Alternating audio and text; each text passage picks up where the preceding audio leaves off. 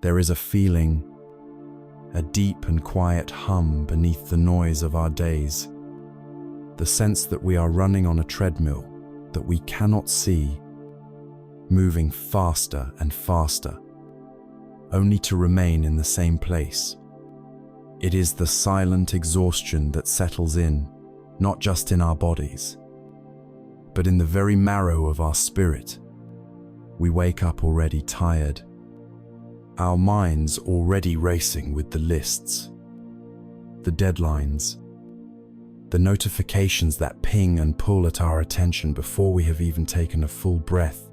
We have become experts at functioning, at achieving, at appearing to be fine, all while a slow, creeping depletion drains the color from our world. This is not mere tiredness. This is the heavy cloak of emotional burnout, a state of being so pervasive in our modern world that we have come to accept it as normal. It is the soul's cry for stillness in a world that never stops shouting. It is the profound ache of a heart that has become disconnected from its own rhythm, trying instead to keep pace with the relentless beat of a machine. We find ourselves trapped in a paradox, working for a future peace that never seems to arrive, sacrificing the present moment for a tomorrow that promises relief but delivers only more of the same.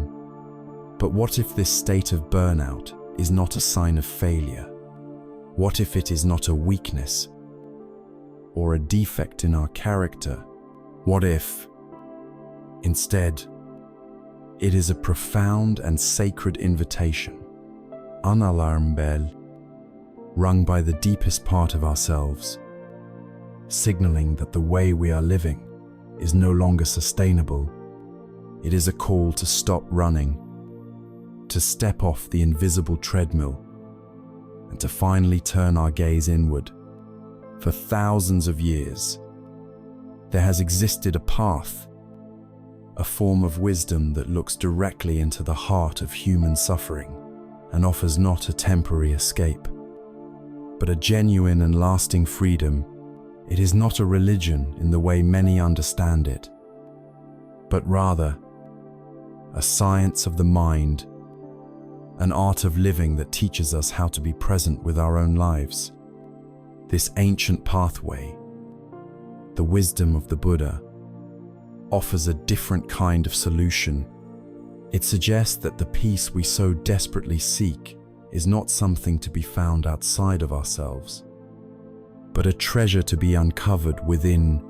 It is a journey from the exhaustion of constant striving to the gentle art of letting go, a path to recovering not just our energy, but our very essence. This is the journey we will embark upon together.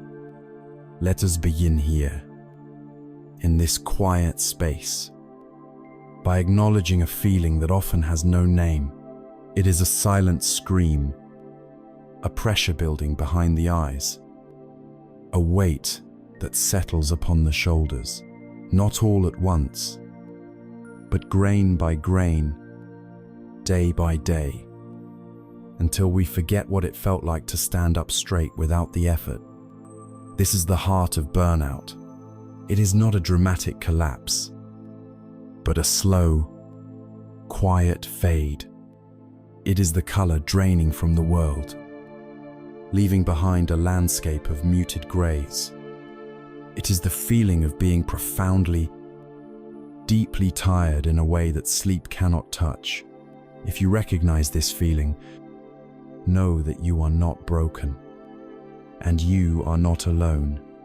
You are simply a human being who has been trying to carry too much for too long in a world that constantly asks for more. The first and most compassionate step we must take is to distinguish this state from its common misinterpretations. Society, in its relentless drive for productivity, may mistake burnout for laziness, for a lack of discipline, or for weakness.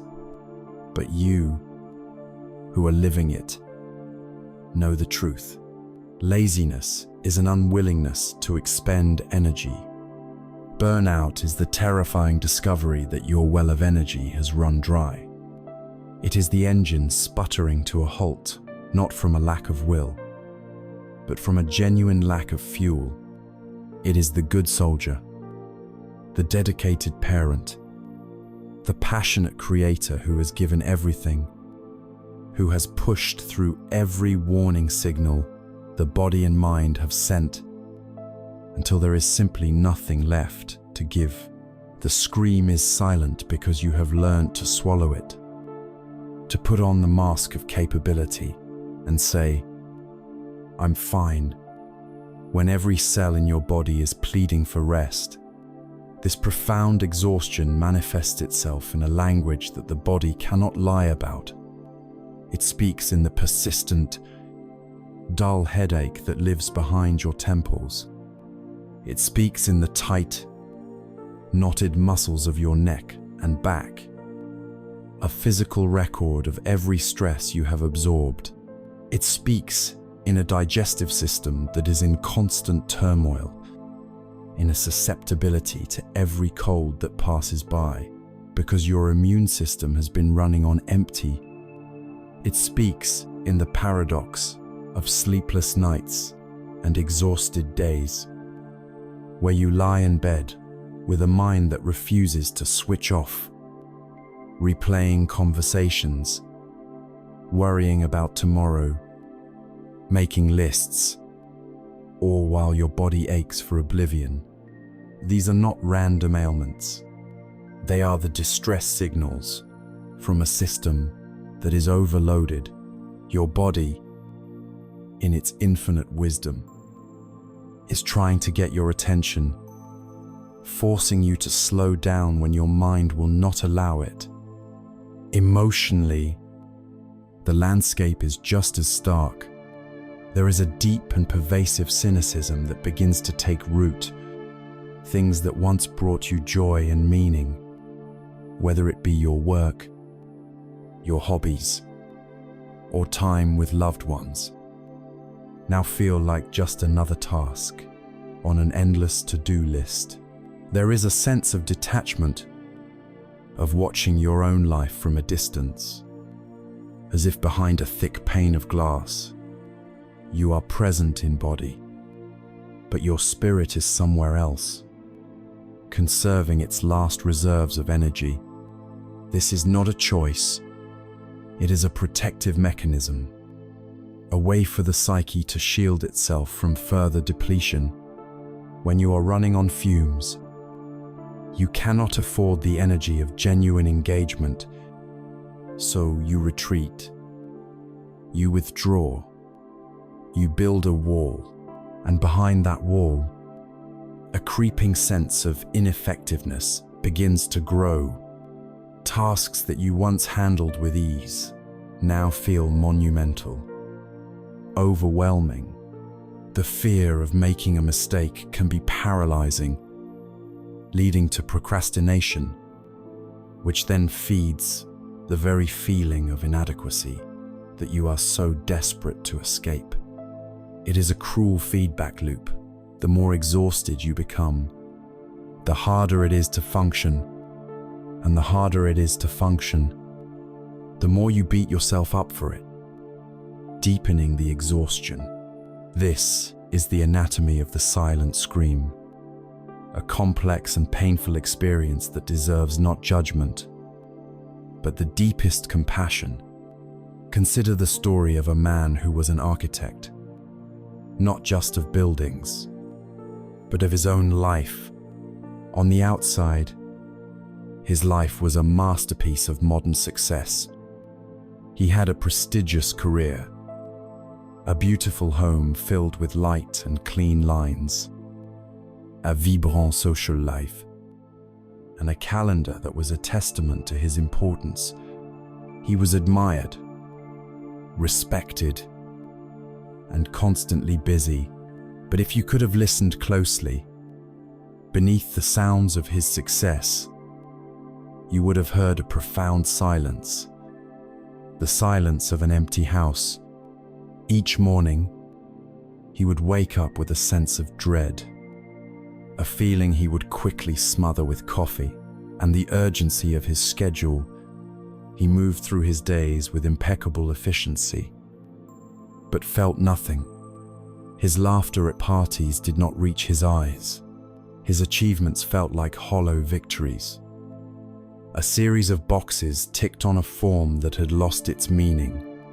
He was like a magnificent ornate vase, beautifully crafted and admired by all. But if you looked inside, you would find it was covered in a web of fine cracks. Unable to hold water, his energy, his life force, was slowly leaking away, and no amount of external validation could seal the cracks. His burnout was not a spectacular failure, but a quiet, internal crumbling.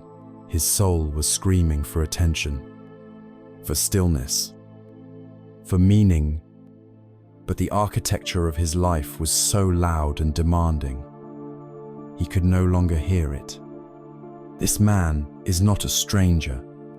He is a reflection of so many of us who have meticulously built a life that no longer feels like our own, who have mistaken the blueprint of success for the map to happiness. This experience is not a personal failing. It is a natural human response to the inhuman demands of our culture. We live in a society that fetishizes exhaustion. We wear our busyness as a badge of honor. We answer the question, "How are you with so busy?" A response that is equal parts complaint and boast. We are celebrated for pushing our limits, for working late, for sacrificing sleep and well-being on the altar of productivity and ambition. We are bombarded with images and messages that tell us we are not enough, that we need to be more, do more, and have more. Our technology, which promised to connect us and free up our time, has tethered us to a state of perpetual availability, blurring the lines between work and rest, public and private, until our inner lives have no sanctuary left. In such an environment, burnout is not an anomaly, it is an epidemic. It is the logical conclusion of a world that values what we produce over who we are. So if you feel depleted, if you feel detached, if you feel like you are failing, please take a breath and hear this. You are not failing. The system you are in is failing you. The values you have been taught are failing you. The definition of success you have been chasing is failing you. Recognizing your burnout, truly allowing yourself to feel its weight and its pain, is not the end. It is the beginning. It is the moment the silent scream is finally heard. It is an act of profound courage and self-respect. It is the first step on the path back to yourself. And now that we have dared to look at this wound, to call it by its true name, we can begin to ask the next, most crucial question: where does this pain, in its deepest sense, truly come from? To answer the question of where our pain truly comes from, the wisdom of the Buddha does not offer a complex philosophical theory or a divine commandment. Instead, it offers a map. It offers a framework so practical, so universally applicable, that it has been described as a form of medicine for the human heart. This is the framework of the Four Noble Truths, and it is vital, before we take a single step into this landscape, that we understand their purpose. These truths are not dogmas to be believed without question, nor are they a pessimistic declaration that life is miserable. They are a diagnosis, a prognosis, and a prescription delivered with the calm, compassionate clarity of a master physician. They are a message of profound hope because they assert that our condition, our burnout, our silent scream, is not a terminal illness, it is a treatable condition. Imagine you have been shot by a poisoned arrow. You are in agony, the poison slowly spreading through your system. A crowd gathers, and people begin to speculate. Who shot the arrow? Was he tall or short? What was his motive? What kind of wood is the arrow made from? What type of feathers are on its shaft? The Buddha taught that engaging in these questions while the arrow is still in your flesh is a foolish and dangerous waste of time. The urgent, practical, and compassionate thing to do is this: first, recognize that you have been wounded. Second, understand what the arrow and the poison are doing to you. Third, realize that it is possible to remove the arrow and neutralize the poison. And fourth, follow the precise instructions to do so. This is the essence of the Four Noble Truths. It is a pragmatic guide to pulling the arrow of suffering out of our own hearts. The first noble truth is the truth of dukkha. This Pali word is most often translated as suffering, but this translation is incomplete and can be misleading, painting a picture of a grim, negative worldview. A more accurate and helpful way to understand dukkha is as unsatisfactoriness, or dis-ease, or a subtle, pervasive friction with reality. It's the inherent instability of life. The Buddha identified 3 levels of this dukkha. The first is the most obvious, the dukkha of pain. This is the unavoidable suffering of sickness, injury, growing old, and dying. It is the pain of loss, of separation from those we love, and the frustration of being with those we dislike. This is the raw, undeniable pain of life that no one escapes. The second level is more subtle, the dukkha of change, or impermanence. This is the stress that comes from the fact that even happy moments cannot last. The beautiful sunset fades. The joyful gathering ends. The feeling of success gives way to the next challenge. We cling to pleasant experiences, desperate for them to stay. And this very clinging in the face of inevitable change creates a constant, low-grade anxiety. It is the reason why even a life filled with pleasure can feel so precarious and stressful. The third level is the most profound, and it speaks directly to the heart of burnout. It is called the dukkha of conditioned existence. This is the background hum of unsatisfactoriness that pervades all of life, because it is fundamentally conditioned, dependent, and impermanent.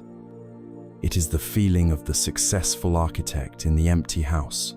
It is the sense that something is vaguely missing, even when everything is seemingly perfect. It is the exhaustion that comes from the endless project of propping up a sense of self, of maintaining our identity, of trying to find solid ground on a constantly shifting floor.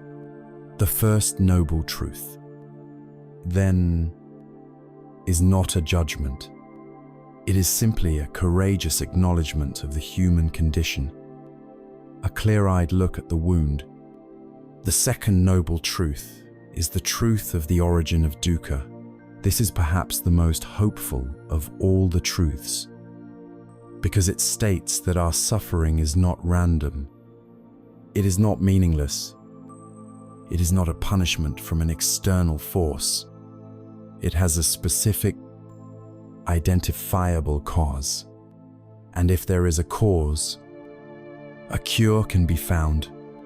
The cause, the Buddha said, is tanha.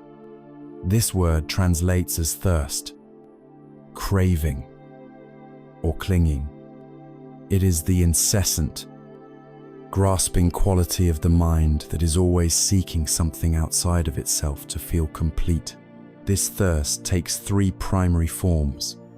First, there is the thirst for sense pleasures, the craving for delicious food, pleasant sounds, beautiful sights, and agreeable feelings. We chase these experiences, believing they will bring us lasting happiness. But like trying to quench a thirst with salt water, the more we consume, the thirstier we become.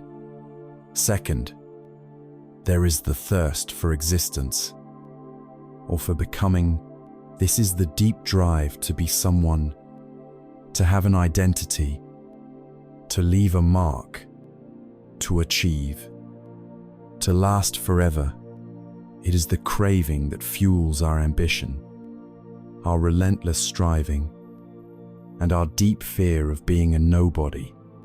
This is the engine of burnout, the belief that if we can just achieve that next thing, secure that next promotion, or earn that next bit of praise, we will finally be able to rest. But the thirst to become is insatiable. The finish line is a mirage that constantly recedes as we approach it. Finally, there is the thirst for non-existence. This is the other side of the coin, the powerful aversion to unpleasant experiences. It is the desire to annihilate what we don't like, uncomfortable feelings, difficult people, painful situations. We spend enormous amounts of energy pushing away, resisting, and denying reality when it doesn't conform to our wishes. This constant battle against what is utterly exhausting. This trinity of craving, this pulling toward pleasure and pushing away from pain, is the root of our dis-ease. It is the poison on the arrow. The third noble truth follows logically. It is the truth of the cessation of dukkha. If the cause of the fever is the poison of craving, then the cure is the removal of that poison. This truth is a radical declaration of possibility, a state of freedom, peace, and the complete ending of unsatisfactoriness is available to us. This state is called nirodha, or cessation, and its experience is often referred to as nirvana. Again, we must be careful with translations. Nirvana is not a heaven that one goes to after death. It is a psychological state that can be realized right here, right now.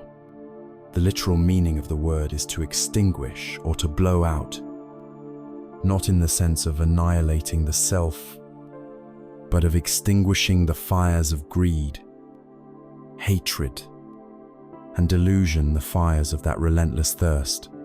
It is the fever breaking. It is the mind becoming cool, clear, and luminous. It is the profound relief of laying down a heavy burden that you did not even realize you were carrying. It is the end of the war with reality.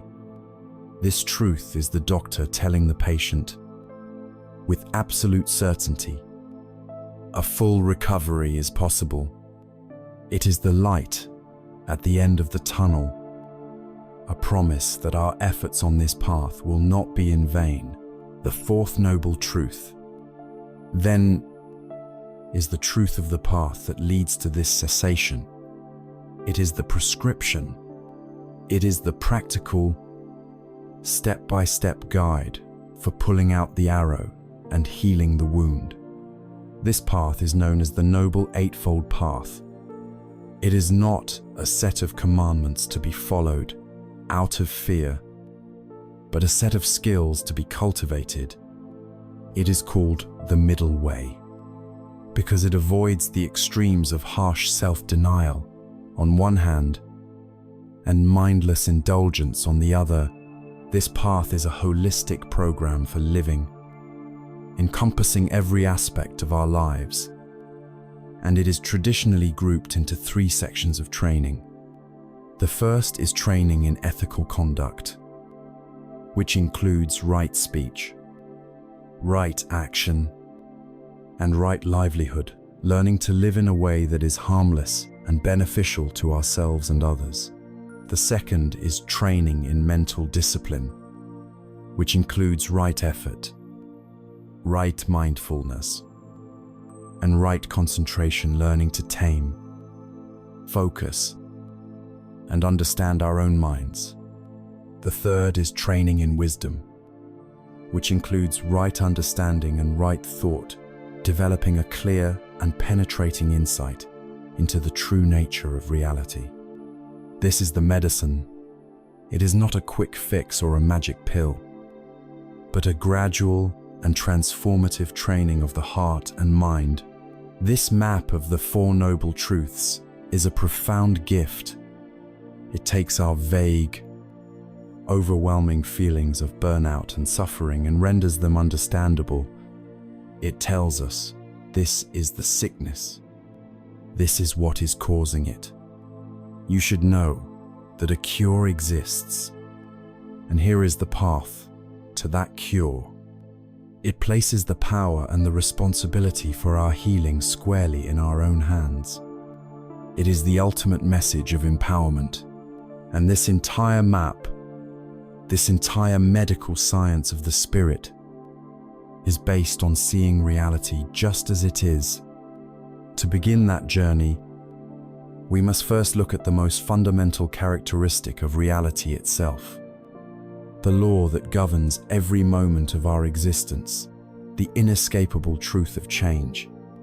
The 4 Noble Truths provide us with a map, a guide to understanding our dis-ease. This entire map is drawn upon the landscape of reality itself. And to read it correctly, we must first learn to see the terrain for what it is. The most fundamental, most essential feature of this terrain, the universal law that governs every star in the cosmos and every thought in our mind, is the law of impermanence.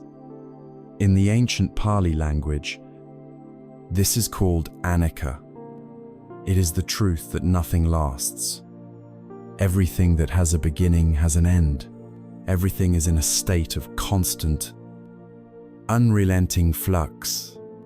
The ancient Greek philosopher Heraclitus touched upon this when he said, "No man ever steps in the same river twice.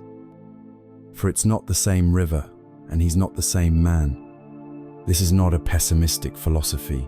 It is a simple, observable fact, and learning to live in harmony with this fact, rather than in constant battle against it, is the key to unlocking a profound and resilient peace.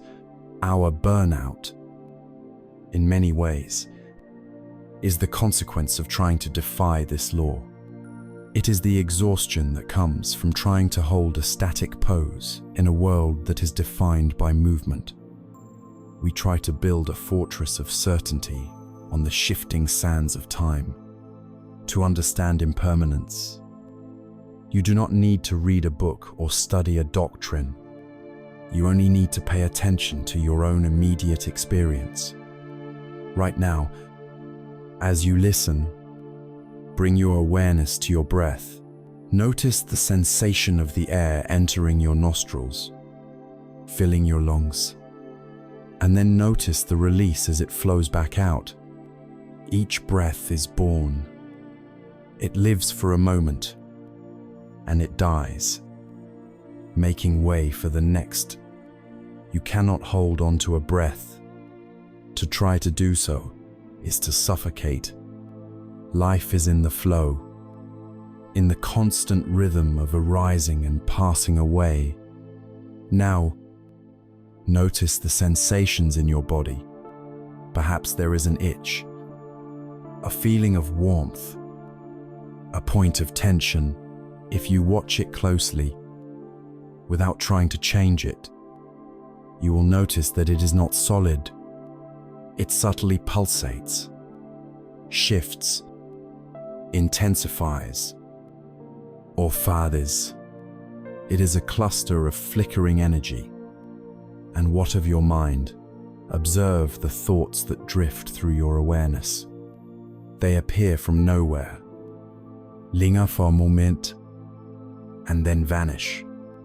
One thought gives way to another, an endless stream of memories, plans, judgments, and images, and your emotions, happiness, sadness, anger, peace. They visit you like guests.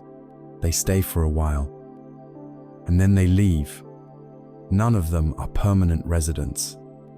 Your very body is a testament to Anika.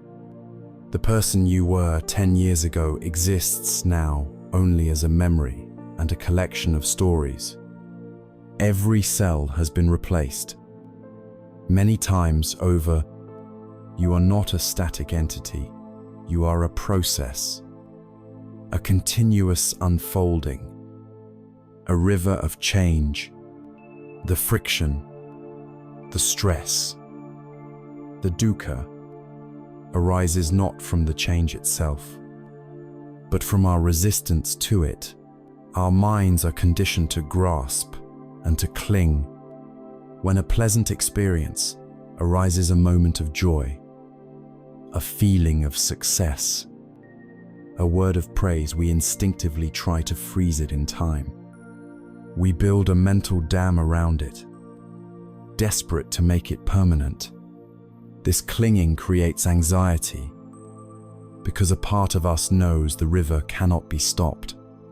The more desperately we cling, the more we suffer when the moment inevitably passes.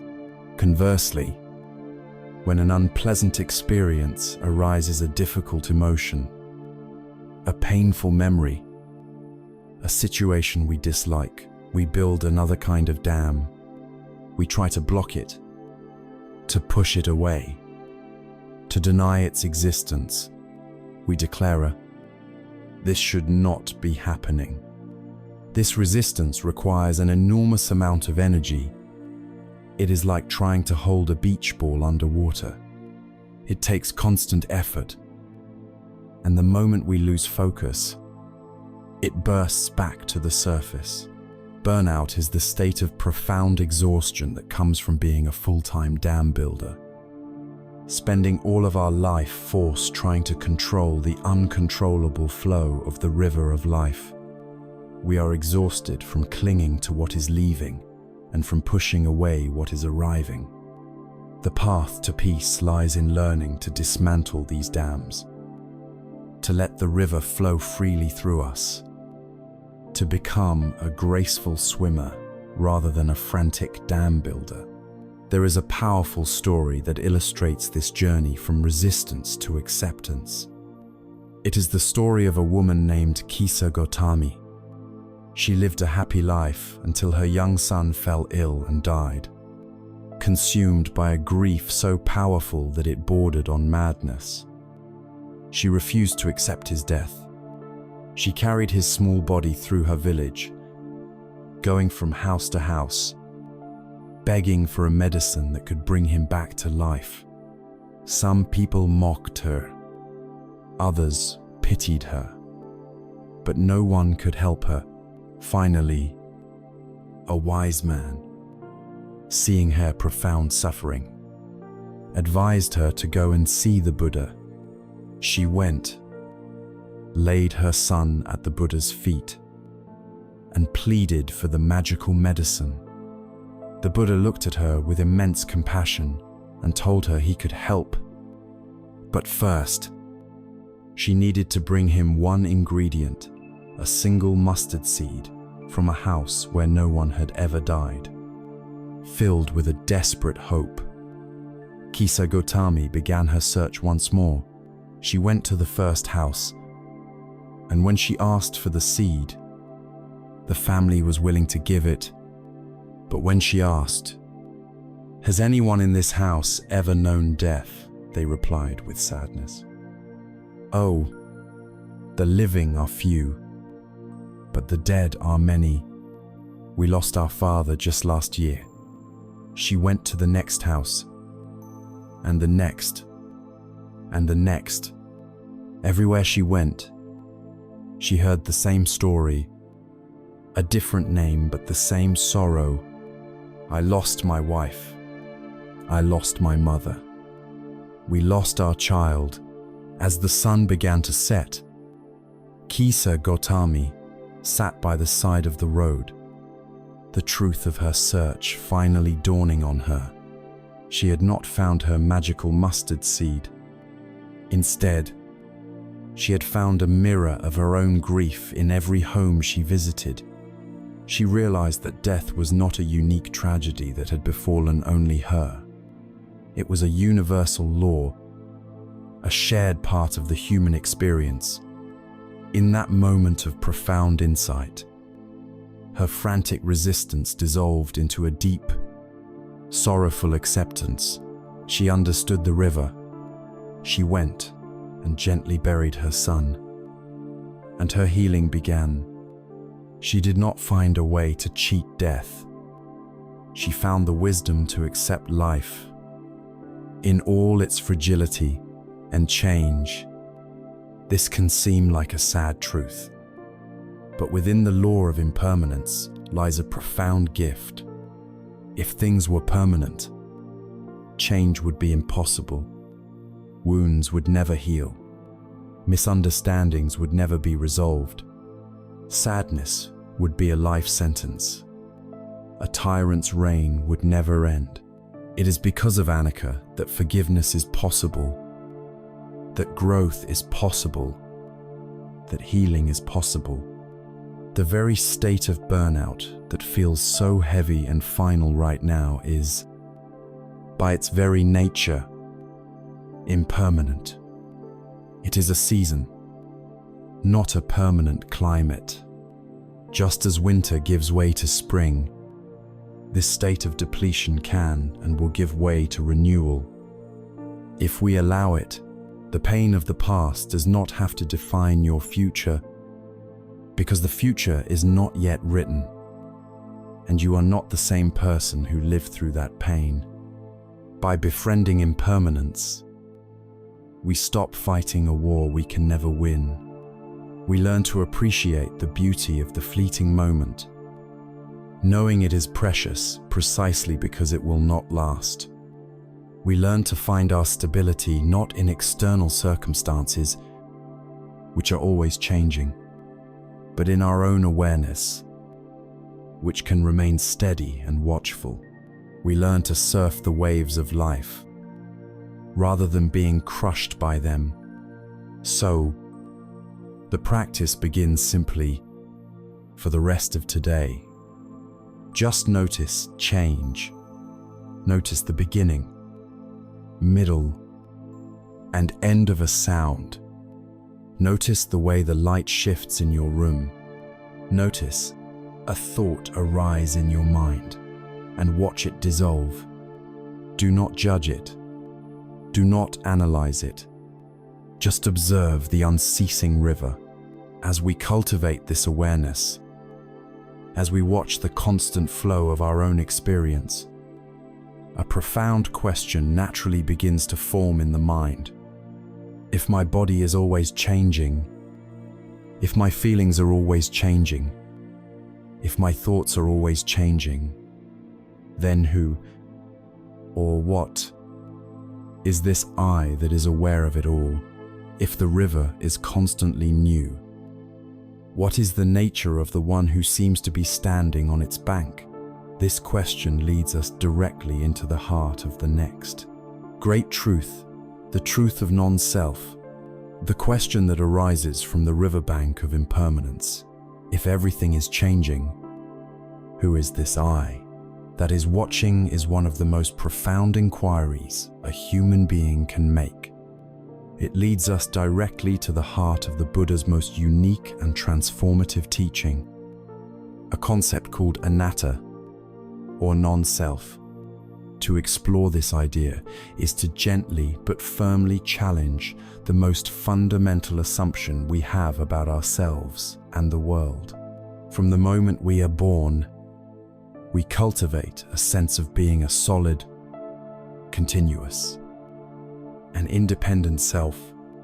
We feel like a singular entity living inside our body, a permanent CEO sitting in the control room of our mind, a driver behind the wheel. This feeling of I seems so obvious, so self-evident, that to even question it can feel absurd, or even frightening. Yet, this teaching invites us not to accept a new belief, but to become a curious scientist of our own experience, to investigate this deeply held assumption with gentle precision.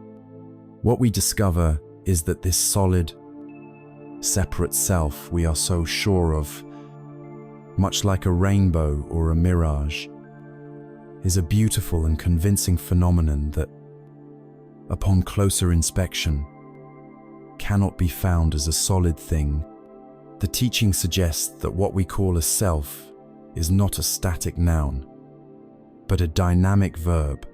It is not an entity, but a process, a constantly shifting coalition of energies and events. To make this investigation practical, the wisdom tradition offers a beautifully simple model. It suggests that our entire experience of being a person can be understood as the interplay of 5 distinct processes, known as the 5 aggregates, or skandhas. Let us look at them one by one, as if we are searching for this elusive self. The first aggregate is form. This is your physical body flesh, bone, blood, and breath. It is also the entire material world perceived through your senses. So, we ask the question, are you your body? We have already seen from our exploration of impermanence that the body is in a constant state of flux. It is aging, changing, and is composed of elements like food, water, and air that are borrowed from the earth.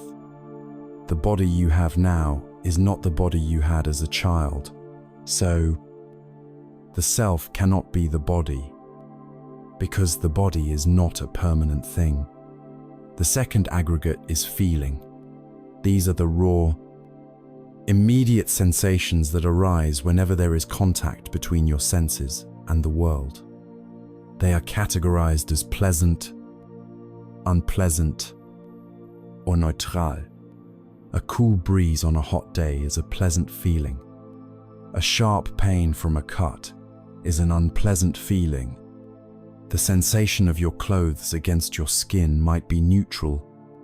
Are you these feelings? Clearly not. They are like weather patterns, constantly shifting and changing, arising and passing away in a matter of moments.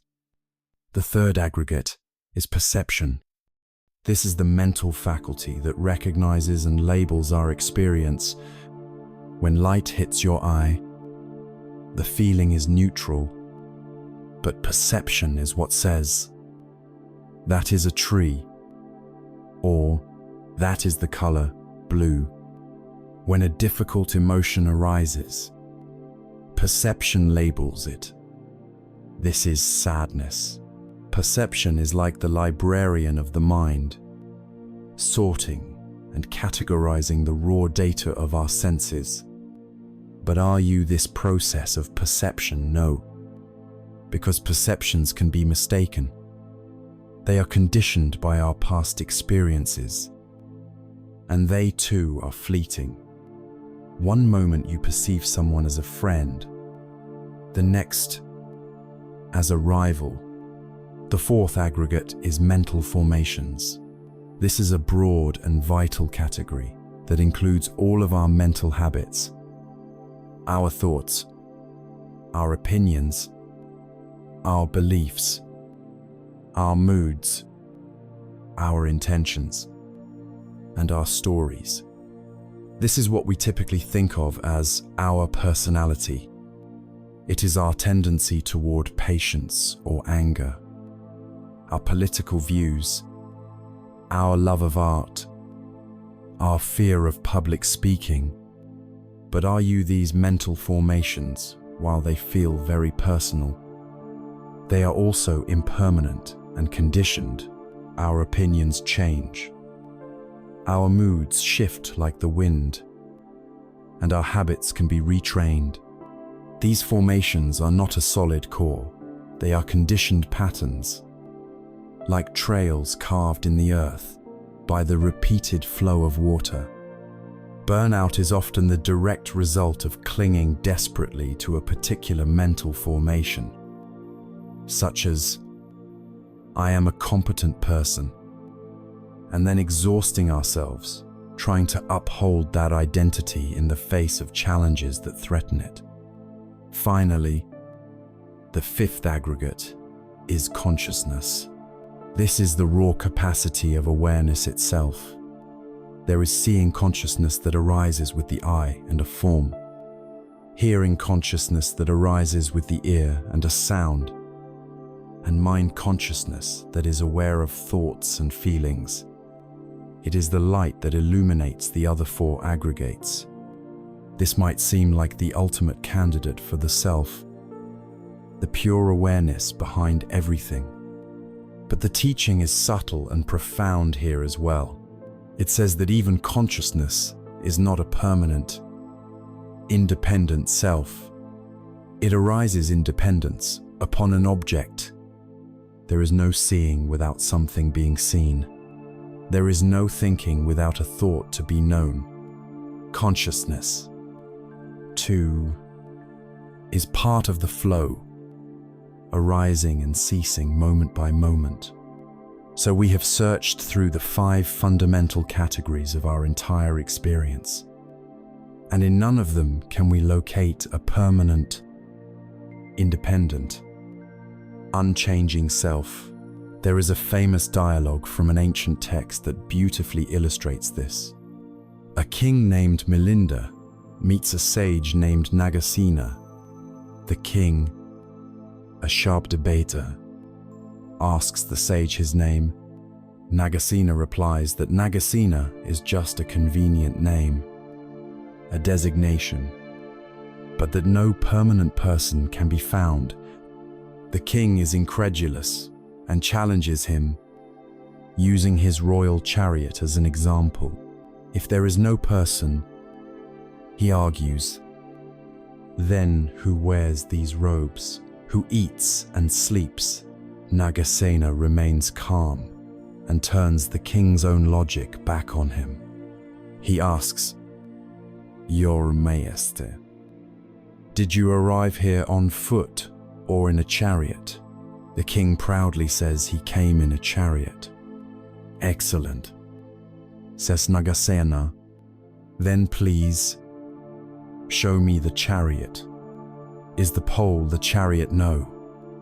"Revered sir," replies the king, "are the wheels the chariot? Is the axle the chariot? Are the reins the frame or the banner the chariot?" To each question, the king must answer, "No." Nagasena then asks, "Is the chariot all of these parts combined, or is it something separate from them?" The king is stumped. Nagasena concludes, "Chariot is just a convenient name, a designation we give to this collection of parts, assembled in this particular way. There is no essential chariotness to be found." He then delivers the final point in the same way. Nagasena, or self, is just a convenient name we give to the temporary coming together of these 5 aggregates of form, feeling, perception, mental formations, and consciousness. This realization is not meant to be terrifying. It is meant to be liberating. Why? Because this fictional, solid self is the source of the vast majority of our anxiety. It is this I that feels it must be defended from criticism. It is this I that feels the sting of failure and the puff of pride. It is this I that compares itself to others and feels envy or inadequacy. It is this I that is terrified of growing old and dying. We expend a colossal amount of energy every day polishing, protecting, and promoting this imaginary CEO. Burnout is the exhaustion from this lifelong, impossible project.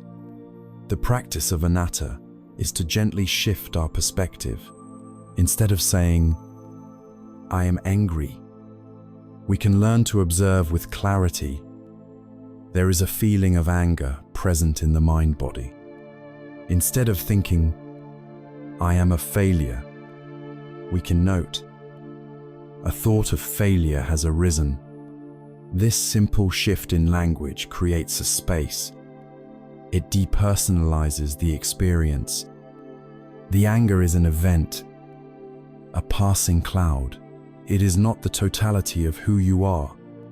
The thought of failure is just a thought. It is not a verdict on your essential being. When you are not clinging to the fragile identity of a separate self, you become more flexible, more resilient, and more open. Criticism is just information. Success is a pleasant event, not a confirmation of your superiority. You set down the heaviest burden you have ever carried, the burden of being me. This is not annihilation, it is expansion. When the walls of the small self dissolve, you do not disappear. You discover that you are interconnected with all of life, as vast and open as the sky itself. This profound insight that we cling to a fabricated self because we are adrift in the river of impermanence reveals the very mechanics of our burnout. We cling or grasp at what this imaginary self wants. We push away or resist what this self fears. And we do all of this because we are lost in a fog of misunderstanding about who we truly are. We are now ready to look directly at these primal forces, these three fires that fuel our suffering, the three poisons of greed, hatred, and delusion. Having journeyed through the foundational truths of our shared human condition, the reality of impermanence, and the illusion of a solid self, we arrive now at the very furnace where our suffering is forged. Buddhist wisdom identifies three primary forces that fuel the fires of our discontent and lead directly to the state of burnout. They are known as the three poisons, or the three unwholesome roots. This language is not meant to be moralistic or judgmental. It is purely descriptive, like a doctor identifying toxins that have entered a system. These poisons are not external invaders, but powerful habits of the mind that cloud our perception, distort reality, and drain our vital energy. They are greed, hatred, and delusion.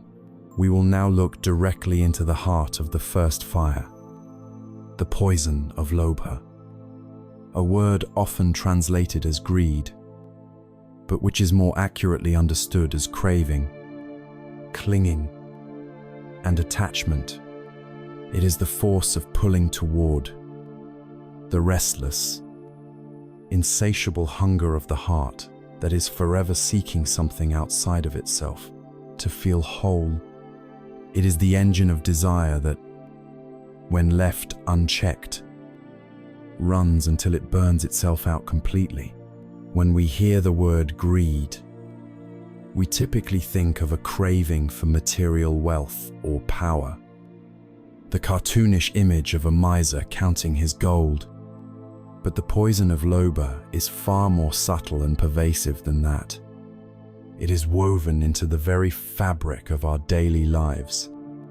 It is the craving for the next bite of a delicious meal, even when we are already full. It is the compulsive need to check our phone for the small dopamine hit of a new notification or a new like. It is the craving for praise and the desperate avoidance of criticism. It is the clinging to a particular image of ourselves as competent, as successful, as loved, and the constant, exhausting effort required to maintain that image. It is the attachment to a pleasant state of mind, a moment of peace or joy, and the subtle anxiety that arises from the fear that it will end. In the context of burnout, Loba is the relentless voice that whispers, if only I get that promotion, if only I finish this project, if only I can get through this week, if only I can find the perfect partner, if only I can achieve a state of lasting peace. We believe that happiness is a destination that can be reached by acquiring the right things, the right experiences, or the right states of being. We operate under the deep-seated illusion that our inner lack can be filled by something external. This illusion is powered by a mechanism that modern psychology calls the hedonic treadmill, a cycle the Buddha described with profound clarity 2,500 years ago. The cycle works like this. It begins with a baseline feeling of discomfort, boredom, or a subtle sense of lack. Our mind, uncomfortable with this feeling, latches onto a desired object or outcome that it believes will provide relief. This is the arising of craving. Then, we enter the phase of pursuit. We expend our precious time, energy, and life force striving to obtain the object of our craving. This is the essence of hustle culture, the part of the cycle where we burn our fuel. Eventually, we may achieve our goal. There is a moment of satisfaction, a brief spike of pleasure or relief. The brain's reward system floods us with pleasant chemicals, and for a short time, the underlying discomfort is masked. But then, inevitably, the phase of adaptation begins. The novelty wears off, the pleasure fades. The new job becomes just the job. The thrill of the new relationship settles into routine. The mind adapts to this new reality, and it becomes the new, ordinary baseline. And what happens then? The original feeling of discomfort, the subtle hum of unsatisfactoriness, returns, and the mind, having forgotten the brief and fleeting nature of the last reward, immediately begins to scan the horizon for a new, if only, a new object of desire to chase, and so the cycle begins again. This is a formula for perpetual motion and perpetual exhaustion. It is a game that is rigged against us, because it is based on the false premise that the next acquisition will be the one that finally brings lasting peace. We are like hamsters on a wheel, running faster and faster, convinced that we are getting somewhere, all while remaining trapped in the same cycle of desire and disappointment. It is crucial here to make a distinction. This wisdom is not suggesting that all desire is toxic. The path itself is born from a desire to be free from suffering, a desire to awaken, a desire to help others. This is known as chanda, a wholesome aspiration or intention. Chanda is rooted in wisdom and generosity. It is an energy that is expansive and uplifting. It is the desire of an artist to create beauty, the desire of a doctor to heal, the desire of a parent to nurture their child. This kind of desire energizes us. It connects us to a sense of purpose. Tanha, the thirst of craving, is different. It is rooted in a sense of personal lack, in the ego's frantic need to fill a perceived hole within itself. It is contractive and needy. It says, "I need this to be happy." Chanda says, "May this action bring benefit and happiness to all." The path is not about eliminating desire, but about transforming the unwholesome, grasping, and exhausting energy of tanha into the wise, compassionate, and energizing motivation of chanda. There is a classic story that captures the self-trapping nature of craving. A monkey, seeing some delicious fruit inside a coconut with a small hole, reaches its hand in and grabs a large fistful, but now, with its fist clenched around the fruit, its hand is too large to pull out of the hole. The monkey pulls and screeches, frantic and terrified, convinced it is being held captive by some external force. It never occurs to the monkey that the very thing it is clinging to is the cause of its imprisonment. To be free, all it has to do is open its hand, let go of the fruit, and it could easily slip its hand out. But its desire is so strong, it would rather be trapped with the fruit than be free without it. We are this monkey. We cling so tightly to our desires for security, for pleasure, for a particular identity, and then we wonder why we feel so trapped, so stressed, so exhausted. We blame our job, our partner, our circumstances, not realizing that the prison is built from the bars of our own clinging. Freedom is not found in getting a bigger coconut, but in learning the simple, radical act of opening the hand. So how do we practice this? We do not practice by suppressing our desires or by shaming ourselves for having them. That would just be another form of violence. The practice is one of mindful awareness. When a strong craving arises, the first step is simply to recognize it, to name it silently in your own mind. Ah, this is craving. This is the feeling of wanting. This simple act of naming creates a space. It shifts you from being the subject of the craving to being the observer of it. The second step is to become curious about the craving itself. Instead of focusing on the object you desire, turn your attention inward to the raw sensation of wanting. Where do you feel it in your body? Is it a hollowness in the chest, a tension in the jaw, a restless energy in the legs? Investigate it, not as an enemy, but as a scientist would investigate a fascinating natural phenomenon. The third step is to watch it with patience. Remind yourself of the law of impermanence.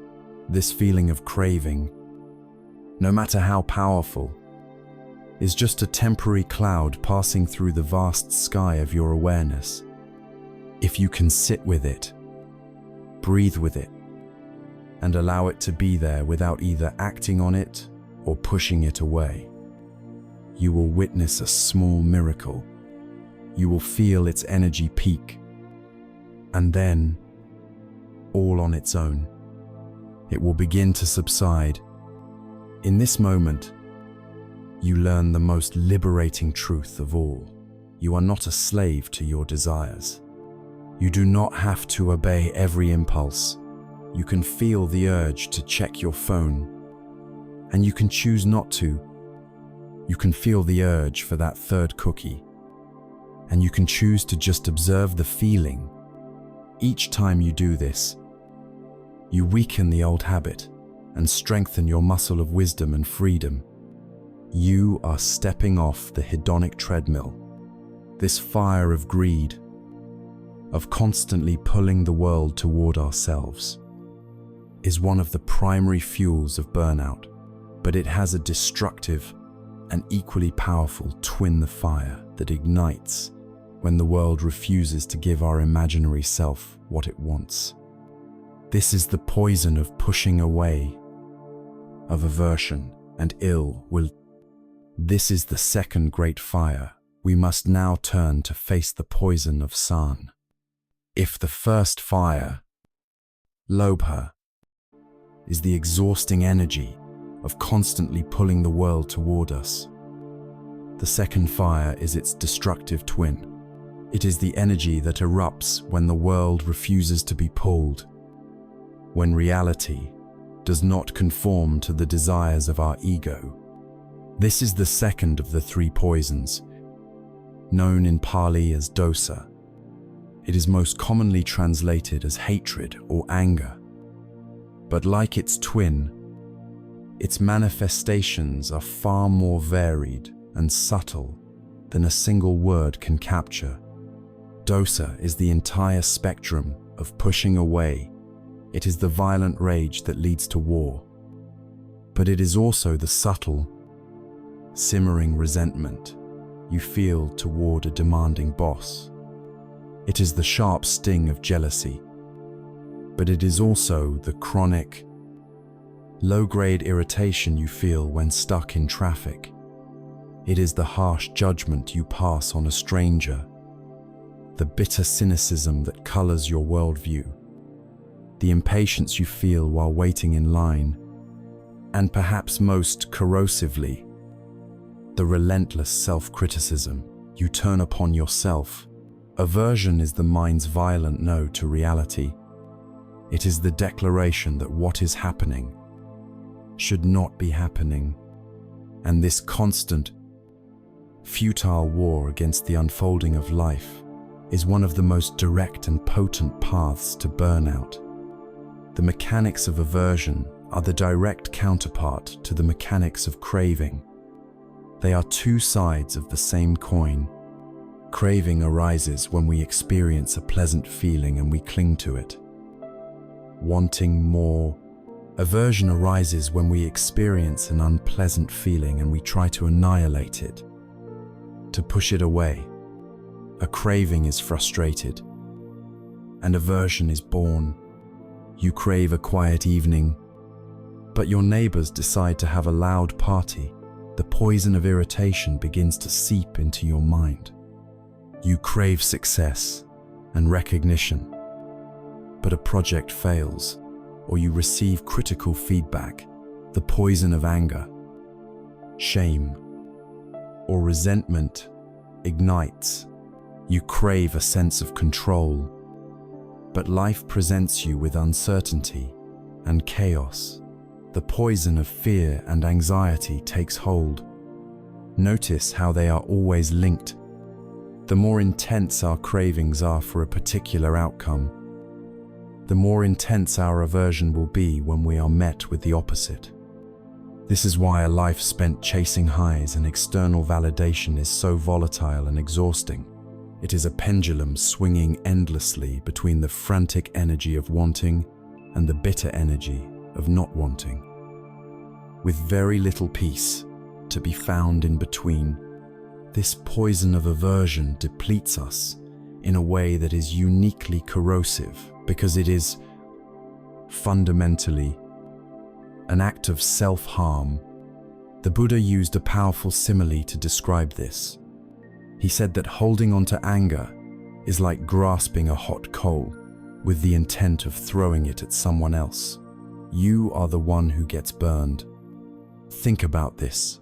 When you are consumed by resentment towards someone who has wronged you, they may be sleeping peacefully in their bed, completely unaware of your turmoil, but you are the one who is lying awake at night, replaying the event in your mind, You are the one whose body is being flooded with stress hormones like adrenaline and cortisol.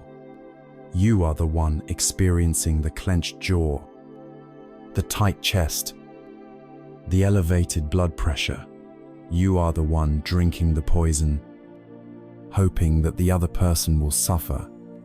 It is a profound and tragic misunderstanding of cause and effect. We believe our anger is a weapon we are wielding against another, but it is a weapon that corrodes its user from the inside out. Burnout is often the physical and emotional manifestation of this slow, chronic self-poisoning. It is the cumulative effect of months or years spent holding onto the hot coals of workplace resentment, frustration with family, or judgment toward ourselves and the world. There is a classic Zen story that beautifully illustrates this process of self-inflicted suffering. Two monks were on a long pilgrimage. One was a senior monk, wise and serene. The other was a young, earnest junior monk who was a stickler for the rules. They came to a wide, fast-flowing river. On the bank stood a young woman in fine clothes, hesitating, afraid to cross for fear of ruining her dress and being swept away by the current. Without a moment's hesitation, the senior monk walked over to her, gracefully lifted her into his arms, carried her across the turbulent water, and gently set her down on the other side. He then continued his journey. The junior monk was aghast. He was sputtering with indignation, for their monastic code strictly forbade them from touching a woman. For the next several hours, he walked behind his master in fuming silence, his mind a whirlwind of judgment and outrage. He replayed the scene over and over, building his case, stoking his anger. Finally, unable to bear it any longer, he burst out, "How could you do that? You know we are forbidden from touching women. You broke our most sacred vows." The senior monk stopped, turned to the young man, and looked at him with a calm, compassionate gaze. "Brother," he said gently, "I left that woman by the riverbank hours ago. Why are you still carrying her?" This story is a perfect mirror for our own minds. An event happens. It is over. It is in the past. But we, like the junior monk, mentally carry the event with us for hours, days, or even years, poisoning our own present moment with the hot coal of our resentment and judgment. The burnout we feel is the exhaustion of carrying all of these invisible burdens from our past. So, what is the antidote? How do we learn to put down the hot coal? The practice, once again, is not one of suppression. To deny or repress anger is simply another form of aversion, a pushing away of the anger itself, which only makes it stronger. The path is one of mindful, compassionate attention. The first step is to simply acknowledge the presence of aversion when it arises, to say to yourself, without judgment, this is anger, or this is irritation, or judgment is here. Just naming it tames it. It brings it out of the shadows and into the light of awareness. The second step, and this is crucial, is to move your attention from the story in your head, the endless loop of who is to blame and what should have happened, and into the direct, physical sensations of the emotion in your body. Where do you feel the anger? Is it a fire in your belly, a tightness in your throat, a pulsing energy in your hands? Anchor yourself in these raw sensations. Get intimate with the felt sense of the emotion beneath the layer of thought. The third step is to bring a quality of kindness and care to this experience. You can even place a hand over the part of your body where the feeling is strongest. As a gesture of comfort, you can breathe into the tightness, not with the intention of forcing it to leave, but with the gentle intention of giving it space, of softening around its edges. By meeting the raw energy of aversion with the softness of mindful awareness, you stop adding fuel to the fire. You are not condoning the external trigger, but you are taking responsibility for your own inner state. You are choosing to stop burning yourself with the hot coal. Each time you do this, you are breaking a deeply ingrained habit. You are learning that you can feel the heat of anger without becoming the fire itself. You are choosing the path of self-compassion over the path of self-poisoning.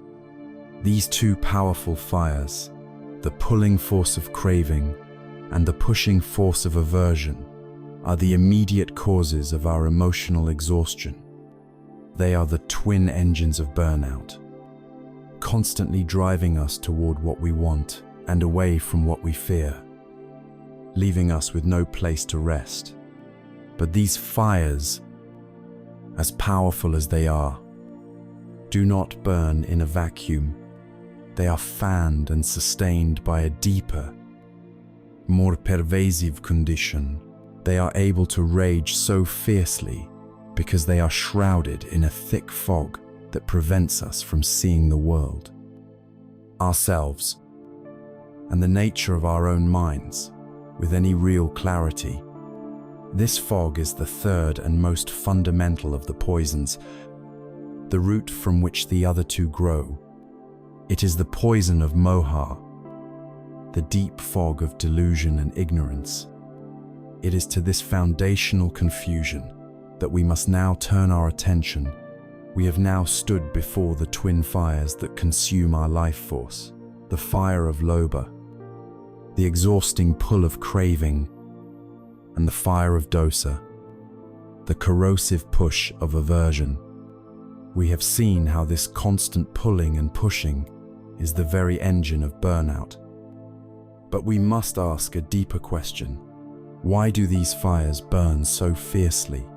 What allows them to rage unchecked in the landscape of our minds? The answer lies in the third and most fundamental of the three poisons. It is the very atmosphere in which the other two are able to ignite. This is the poison of moha, a word that translates as delusion, ignorance, or confusion. To understand moha, it is essential to know that it does not mean a lack of intelligence or a lack of information. You can have a PhD, be able to recite volumes of poetry, and be an expert in your field, and still be deeply afflicted by moha. Moha is not intellectual ignorance. It is a profound spiritual not seeing. It is a fundamental misperception of reality, a thick fog that blankets the mind, preventing us from seeing ourselves and the world as they truly are. It is the root poison, the soil from which the weeds of craving and aversion grow. Moha is, quite simply, the ignorance of the truths we have already been exploring. It is the active ignoring of impermanence. We live as though our youth, our health, our relationships, and our successes will last forever because we are deluded about their permanent nature. We cling to them desperately, which is the poison of craving. When the undeniable reality of change shatters this delusion, when we get sick, when a relationship ends, when we lose a job, we react with shock, anger, and despair, which is the poison of aversion. Moha is also the ignorance of non-self. We operate from the unquestioned, deeply ingrained belief that there is a solid, separate, continuous me at the center of our universe. This me must be protected, promoted, and pleased at all costs. It is for the sake of this fictional self that we crave validation and success. It is in defense of this fictional self that we feel anger when criticized or fear when threatened. If we could see clearly, even for a moment, that this self is an impermanent process, a collection of changing thoughts and feelings, the fuel for both craving and aversion would be cut off at its source. There would be no one to crave and no one to defend delusion. Therefore, is the master poison. As long as the fog of moha is present, we will continue to chase phantoms and fight shadows, exhausting ourselves in the process. This fog manifests in our daily lives as the myriad ways our minds distort reality. These are the unquestioned stories, the automatic assumptions, and the cognitive biases that we take to be the absolute truth. Moha is the voice in your head that engages in mind reading, confidently declaring, "I know my boss thinks I'm incompetent," when in reality, you have no idea what they are truly thinking. Moha is the habit of catastrophizing, taking a small mistake and spinning it into a future of utter ruin. Because I stumbled during that presentation, I'll get a bad review. I'll be put on a performance plan. I'll lose my job, and my life will be over. It is the tendency toward black and white thinking, which insists, if I am not a complete success, then I am a total failure, leaving no room for the messy, beautiful, imperfect reality of being human.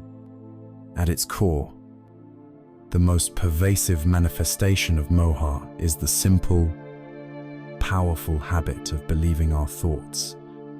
We assume that the running commentary in our heads is an accurate reflection of reality, when in fact it is just a series of conditioned, habitual, and often unreliable mental events. The exhaustion of burnout is the exhaustion of living inside a particularly painful and demanding story created by a deluded mind, a story that might be titled, "I must be perfect," or "I am not good enough," or "I have to do it all myself."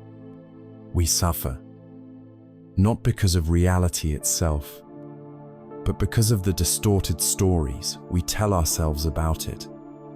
There is a powerful ancient parable that perfectly illustrates the nature of delusion and its cure. A man is walking home along a country path at dusk. As the light fades, he looks down and sees, coiled in the middle of the path, what he is certain is a deadly snake. Instantly, his entire system reacts.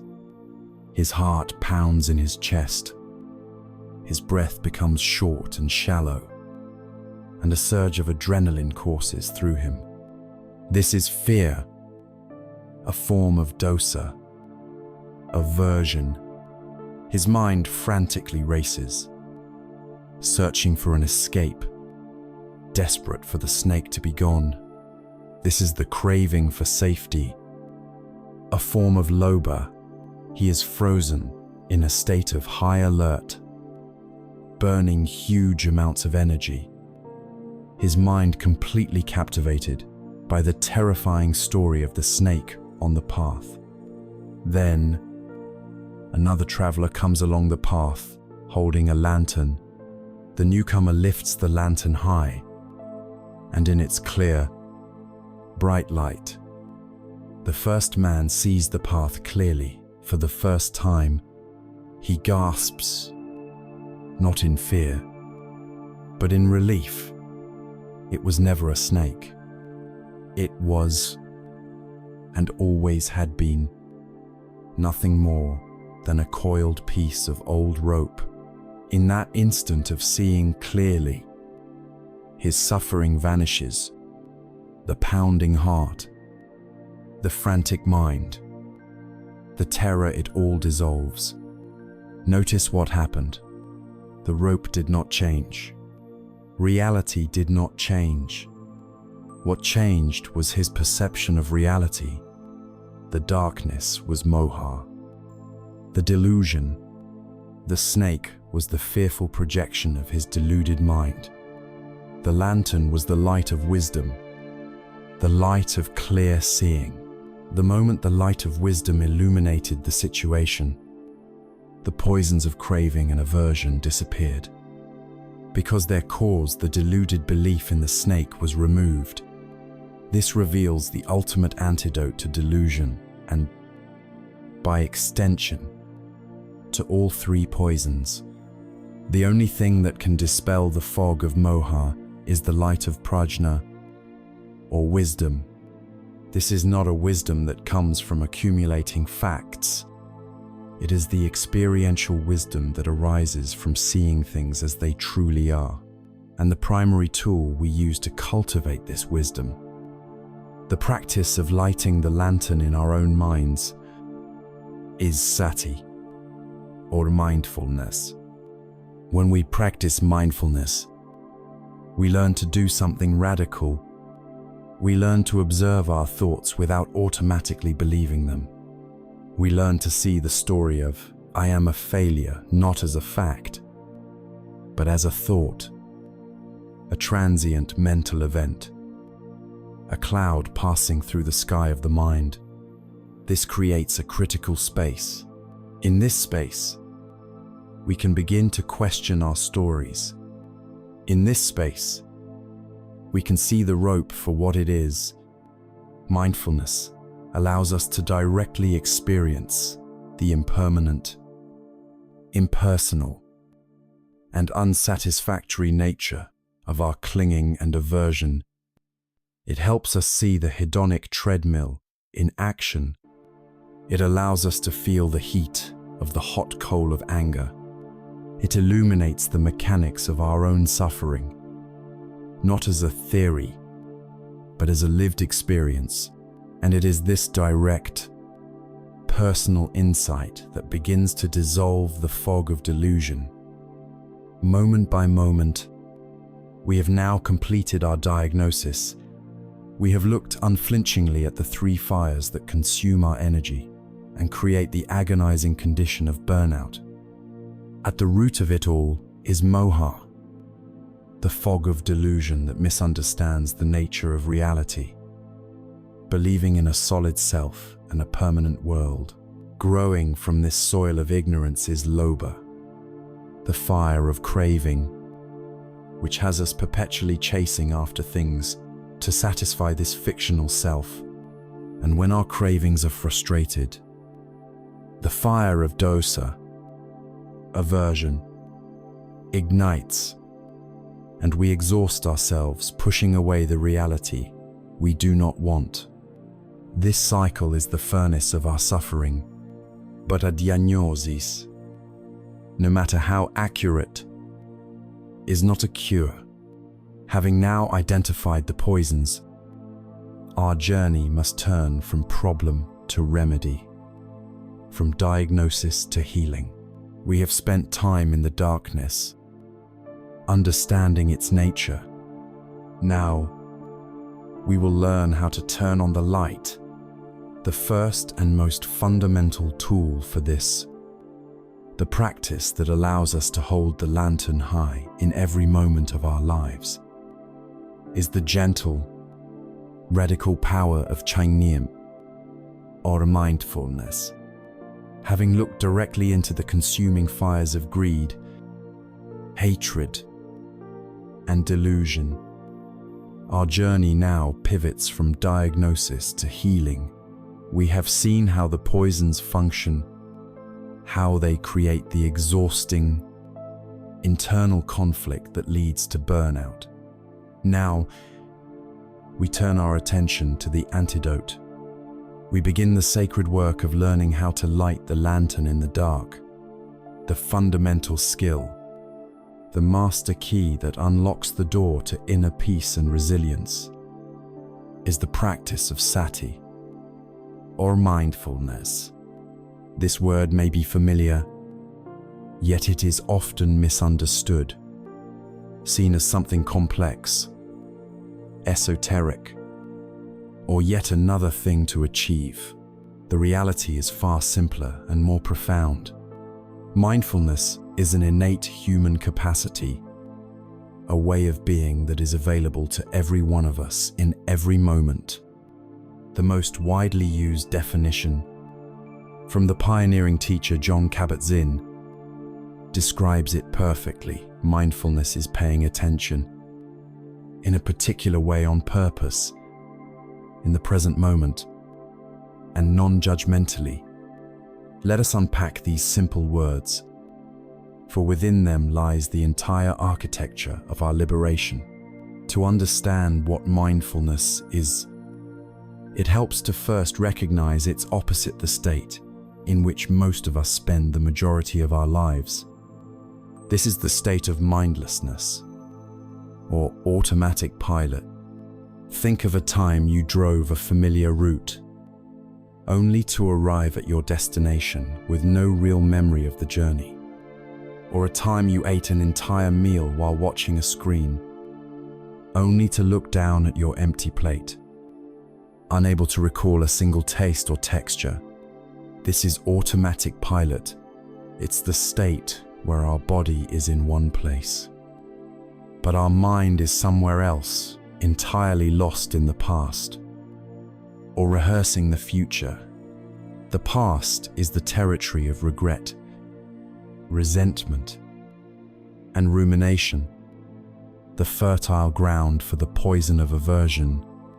The future is the territory of anxiety, planning, and craving, the breeding ground for the poison of greed. When we are on automatic pilot, we are not truly living our lives. We are living in a mental simulation of them, all while the precious moments of our actual life slip by, unnoticed and unlived. This mindless state is the darkness in which the three poisons thrive, and it is the direct cause of the deep disconnection we feel during burnout. Mindfulness is the simple, radical act of switching off the automatic pilot and choosing to be present for your own life. The first component of this practice is paying attention on purpose. This points to the quality of intention. Mindfulness is not a passive state. It is an active choice. It is the gentle but firm commitment to show up in a world of infinite distractions, a world that constantly pulls our attention outward. Mindfulness is the act of reclaiming our focus and consciously deciding where to place it. For a mind exhausted by burnout, a mind that feels scattered and out of control, this intentionality is the first step in reclaiming a sense of agency. It is a quiet declaration that says, "My attention is my most valuable resource, and I will choose where it goes." We are no longer a leaf blown about by the winds of every thought and emotion, but a sailor who gently, purposefully, turns the rudder of their awareness back toward the harbor of the present moment. The second component is to pay attention in the present moment. This is the heart of the practice. The past is gone. It exists only as a collection of thoughts and memories in your mind right now. The future has not yet arrived. It exists only as a collection of ideas and projections in your mind right now. The only time and place where life is actually happening, where you can feel, learn, heal, or experience joy, is this moment. The present moment is our anchor in the storm of the mind. When the mind is swept away by anxious thoughts about what might happen tomorrow, we can gently return to the feeling of our feet on the floor. Right now, when the mind is dragged back into the painful replay of something that happened yesterday, we can gently guide our awareness back to the sensation of our breath, flowing in and out. Right now, mindfulness is not about thinking about the present moment. That is just more thinking. It is about resting in the present moment, inhabiting it with your senses. It is about feeling the warmth of the sun on your skin, truly tasting the tea you are drinking, and genuinely hearing the voice of the person you are with. This practice of returning again and again to the anchor of the now is what calms the nervous system and brings us out of the exhausting mental time travel that defines so much of our suffering. The third component is perhaps the most transformative: paying attention, non-judgmentally. This is the quality of kindness and acceptance that we bring to our experience. As we begin to pay attention, we will inevitably notice things we don't like. We will notice our own anxiety, our boredom, or anger, our physical pain, and our distractedness. The automatic, conditioned habit of the mind is to meet these experiences with a second layer of judgment. We feel angry, and then we judge ourselves. I shouldn't feel this way. We get distracted during meditation, and we judge ourselves. I'm a failure at this. This second layer of judgment is like a second arrow, striking us in the very same place as the first. It is the self-inflicted wound that deepens our suffering. Non-judgmental awareness means we learn to observe our inner world with the gentle curiosity of a kind scientist. We notice the anger without adding the story about being a bad person. We notice the distraction, and instead of berating ourselves, we gently guide our attention back, as we would guide a lost puppy. This non-judgmental stance creates a safe, compassionate container for our own experience. It allows difficult emotions to arise, be felt, and pass away, without the extra fuel of our resistance and self-criticism. For anyone healing from burnout, a condition often driven by a harsh inner critic, this cultivation of non-judgmental presence is the deepest form of self-care.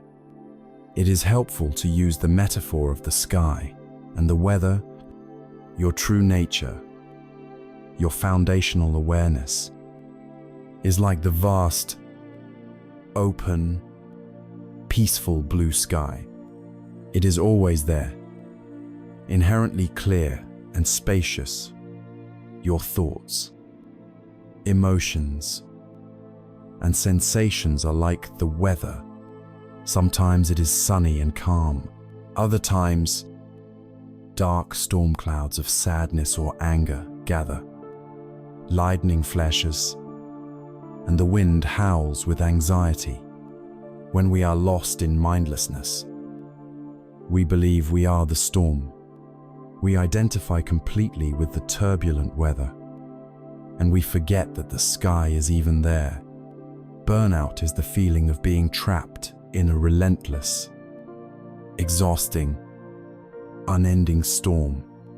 The practice of mindfulness is the process of remembering that you are the sky, not the weather. It allows you to watch the storm of your thoughts and feelings pass through you without being destroyed by it. You can hold it all, the joy and the sorrow, the peace and the turmoil, in the vast, compassionate embrace of your own awareness. From this perspective, you gain immense resilience. You are no longer a victim of your own inner weather patterns. You are the spacious sky that holds it all. This beautiful, liberating capacity for mindfulness is not just an abstract concept. It is a skill that can be trained just like a muscle, and the most direct, accessible, and time-honored way to begin this training is by connecting with a resource that is with you from the moment of your birth to the moment of your death. It is the simple, profound rhythm of your own breath. We have arrived at the heart of the practice, the training ground for the mind, the gymnasium where we build the muscle of mindfulness. We have established that the present moment is our anchor, our safe harbor in the storms of life. But how do we drop this anchor? How do we train our scattered, exhausted attention to rest in the now? We begin with a tool that is so simple, so humble, and so profoundly powerful that its importance cannot be overstated. We begin with the breath. The practice is called anapanasati, which simply means mindfulness of breathing. This is the golden thread that can lead us out of the labyrinth of our anxious thoughts and painful memories, and back into the quiet sanity of the present moment. Why the breath? Because it possesses a unique combination of qualities that make it the perfect object for meditation. Firstly, it is always with you. From the moment you are born to the moment you die, it is a constant companion. You do not need any special equipment, any quiet room, or any particular belief to access it. It is utterly portable and always available. Secondly, the breath is always happening in the present moment. You cannot take a breath that is in the past, nor can you take one that is in the future. To be aware of your breath is, by definition, to be aware of the now. It is a direct, experiential portal out of the mental chatter about yesterday and tomorrow. Finally, the breath is the bridge between the conscious and unconscious, between mind and body. While it happens automatically, we can also influence it consciously. This unique position means that by bringing a calm, steady awareness to the breath, we send a powerful signal of safety to our nervous system, helping to soothe the fight or flight response that is so chronically activated in states of burnout. So, let us walk through the simple, elegant instructions of this practice. It begins with finding a posture that embodies the qualities we wish to cultivate: dignity and ease. You can sit on a cushion on the floor if that is comfortable, but a simple, straight-back chair is perfectly fine, and often preferable. The invitation is to sit in a way that is upright but not stiff, allowing the spine to have its natural curves. This posture communicates a sense of wakefulness and self-respect.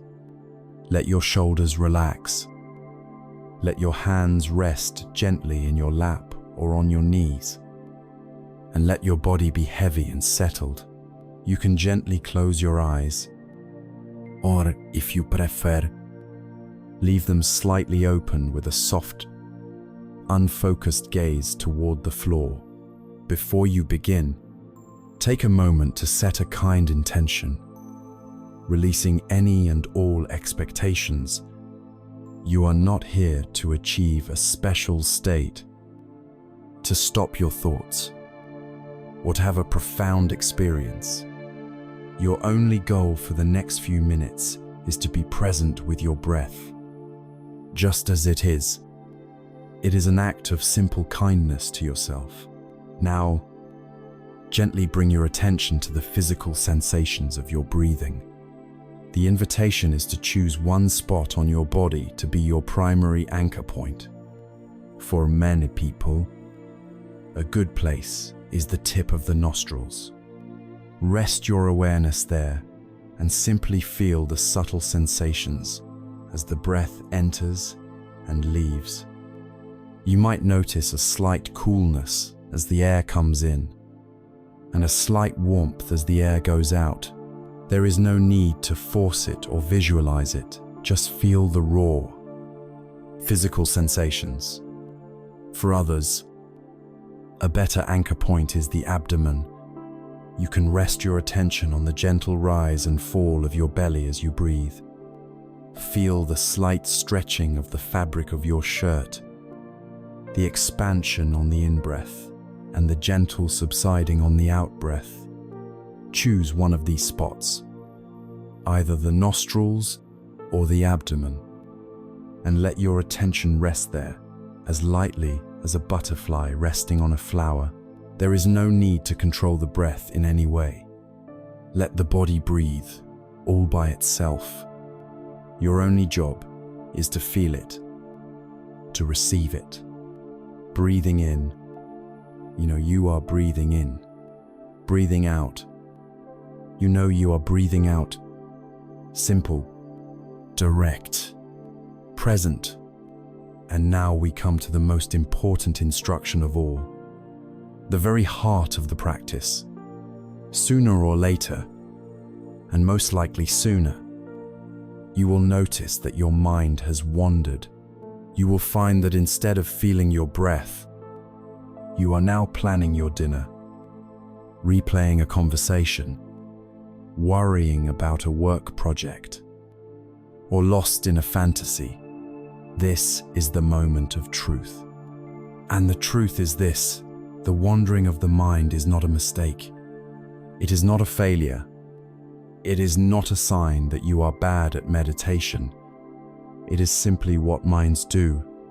The human mind is a thought-generating machine, and telling it not to think is like telling your heart not to beat. The practice is not about preventing the mind from wandering. The practice is about how you respond when you notice it has wandered. This is the moment you get to do a sacred push-up for the mind. The exercise has 3 parts. First, the moment you notice you are lost in thought, gently and without any judgment, recognize it.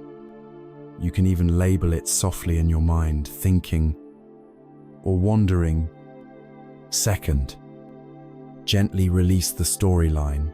You don't need to follow the thought any further, nor do you need to push it away aggressively. Just let it go, like releasing your grip on a stone.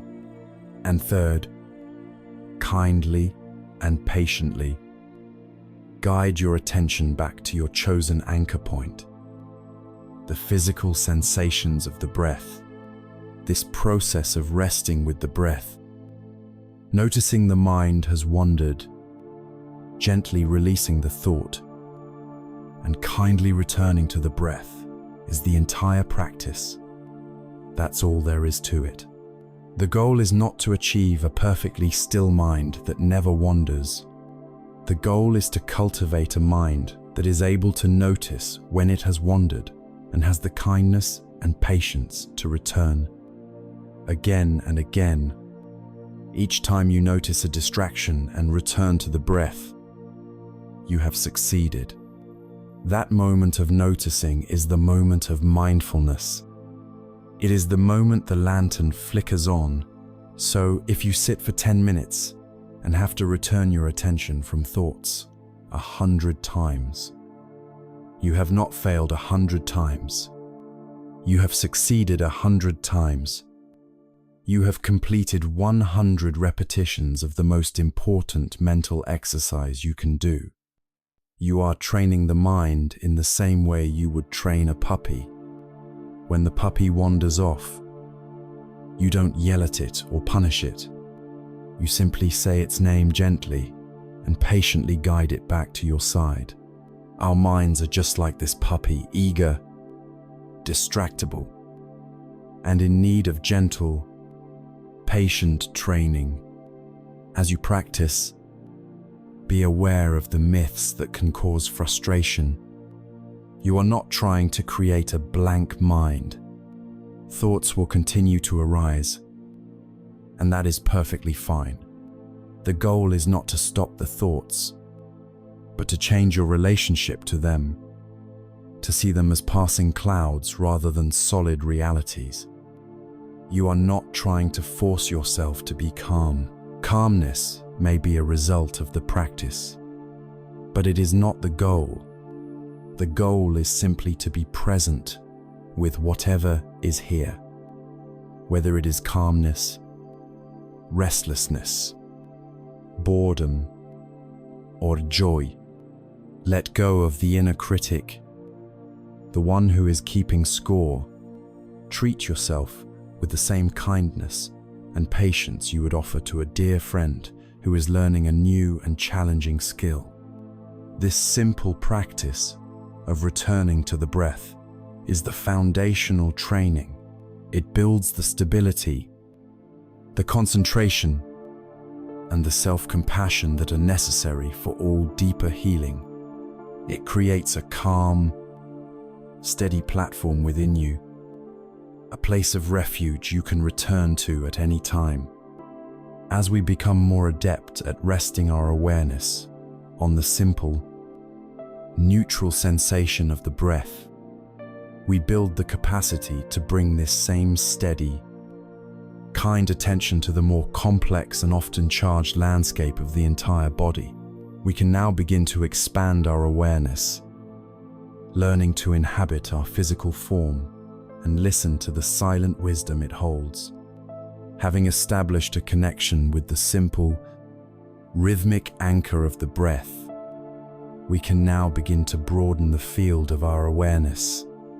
We will move from the anchor point to the entire ship, from one steady rhythm to the whole, complex, living vessel of the body. This practice is often called the body scan. It is a systematic journey of paying attention, part by part, to the physical landscape of your being.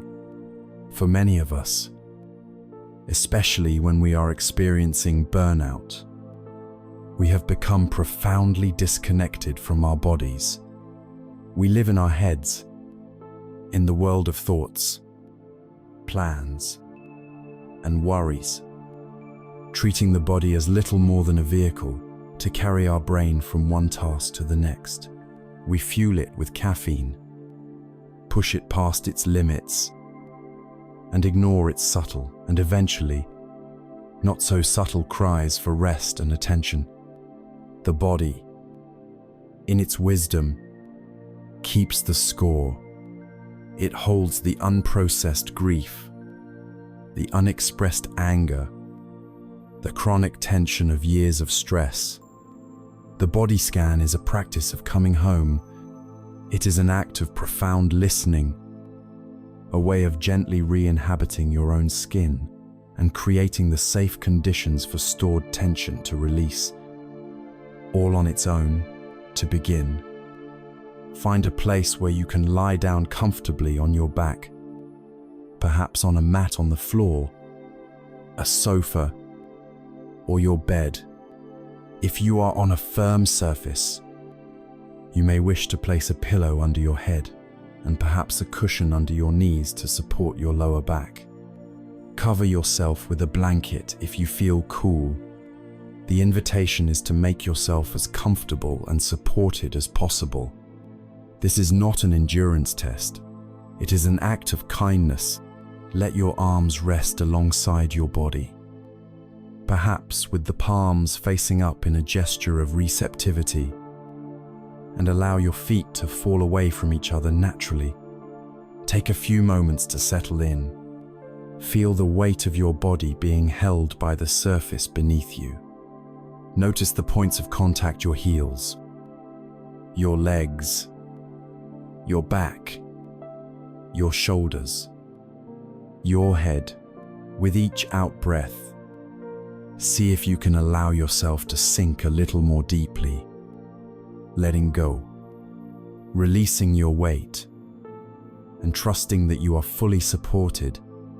There is nothing to do, nothing to achieve.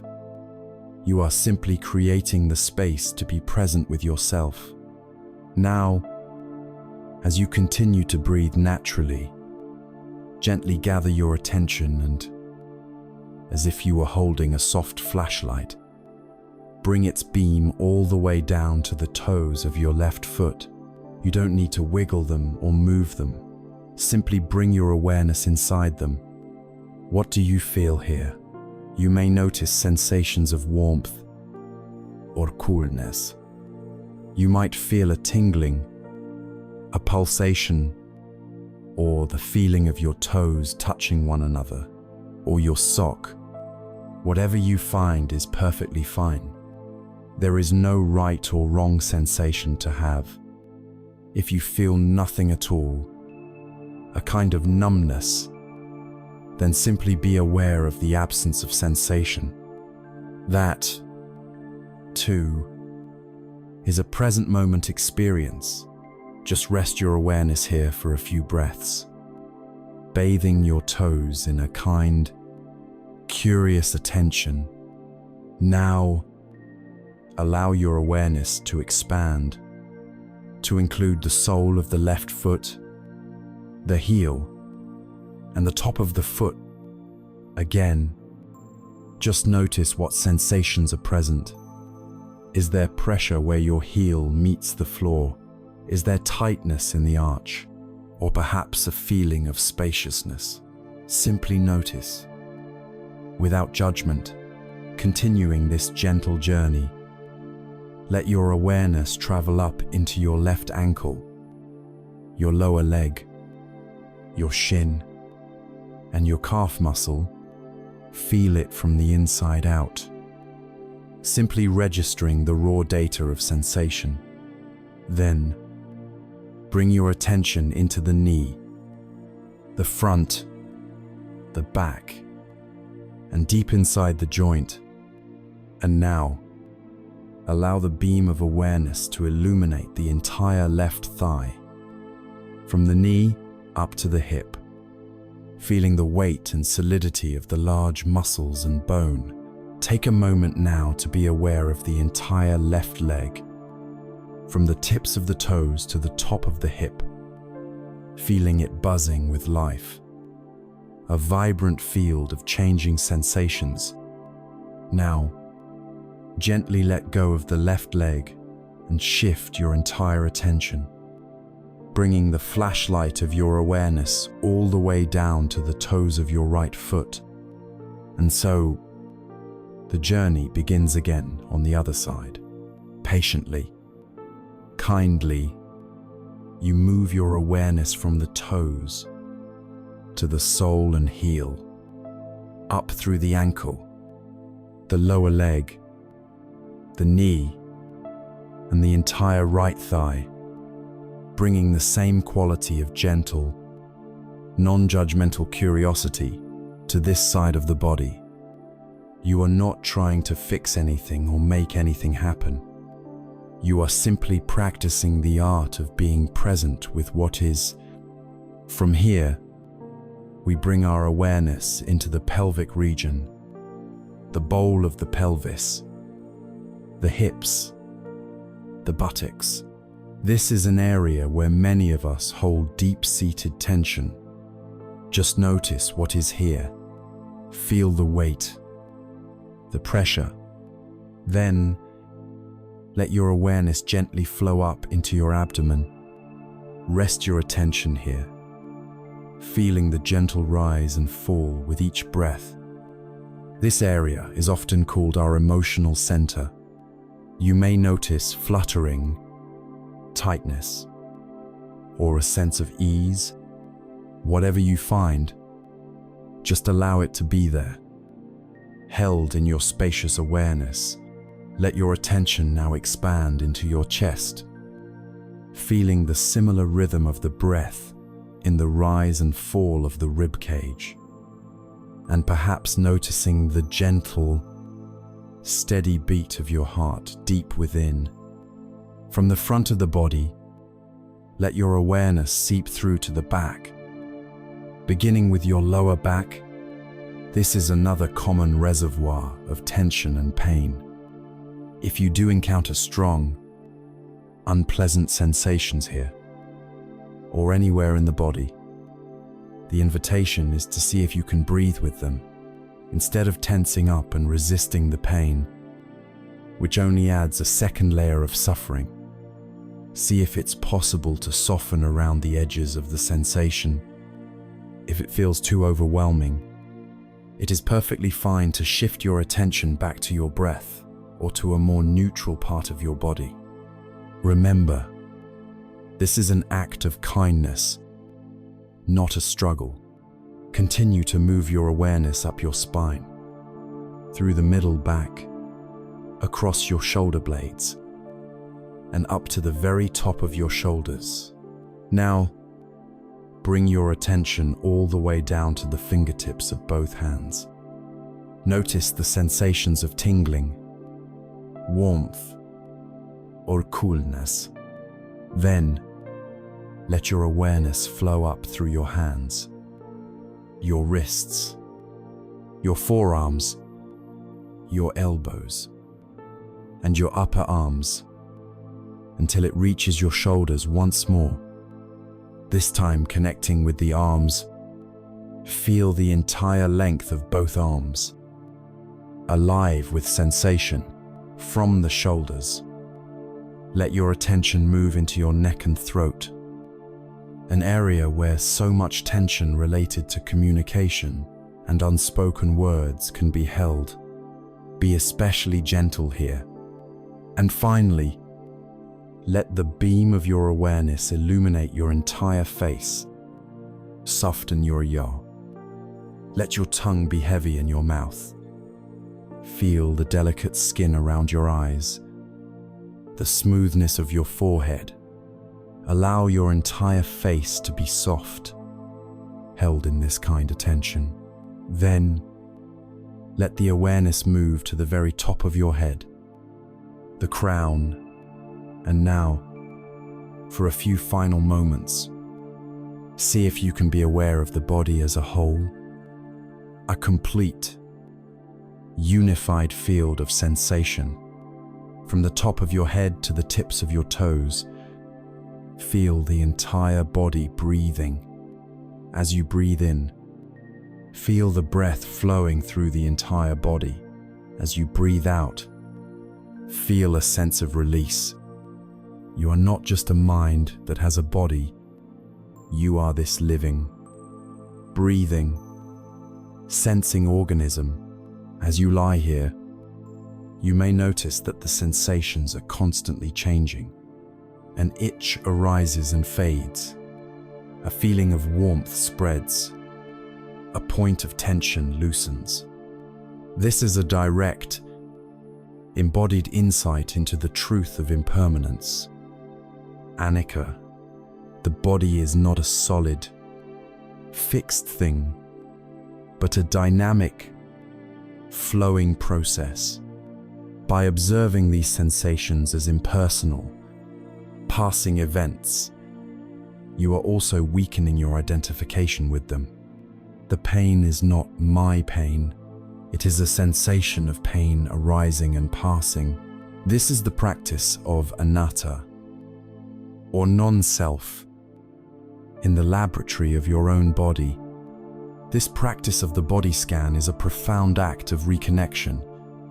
It is a way of saying to your body, after a long period of neglect, I am here. I am listening, having practiced reconnecting with this physical landscape. We now have a more stable foundation from which to observe the more volatile weather patterns of the mind and heart. We can turn this same kind, spacious awareness toward the waves of feeling and emotion that constantly move through us, learning not to be swept away by them, but to surf them with wisdom and grace. Having learned to anchor our awareness in the physical landscape of the body, we have cultivated a certain stability and calmness. We have come home to our physical selves. From this grounded foundation, we are now ready to turn our attention to one of the most crucial and subtle links in the chain of our reactivity. We are going to explore the practice of mindfulness of feelings, or Vedana. Now, in our everyday language, the word feeling usually means a complex emotion like love, jealousy, or sadness.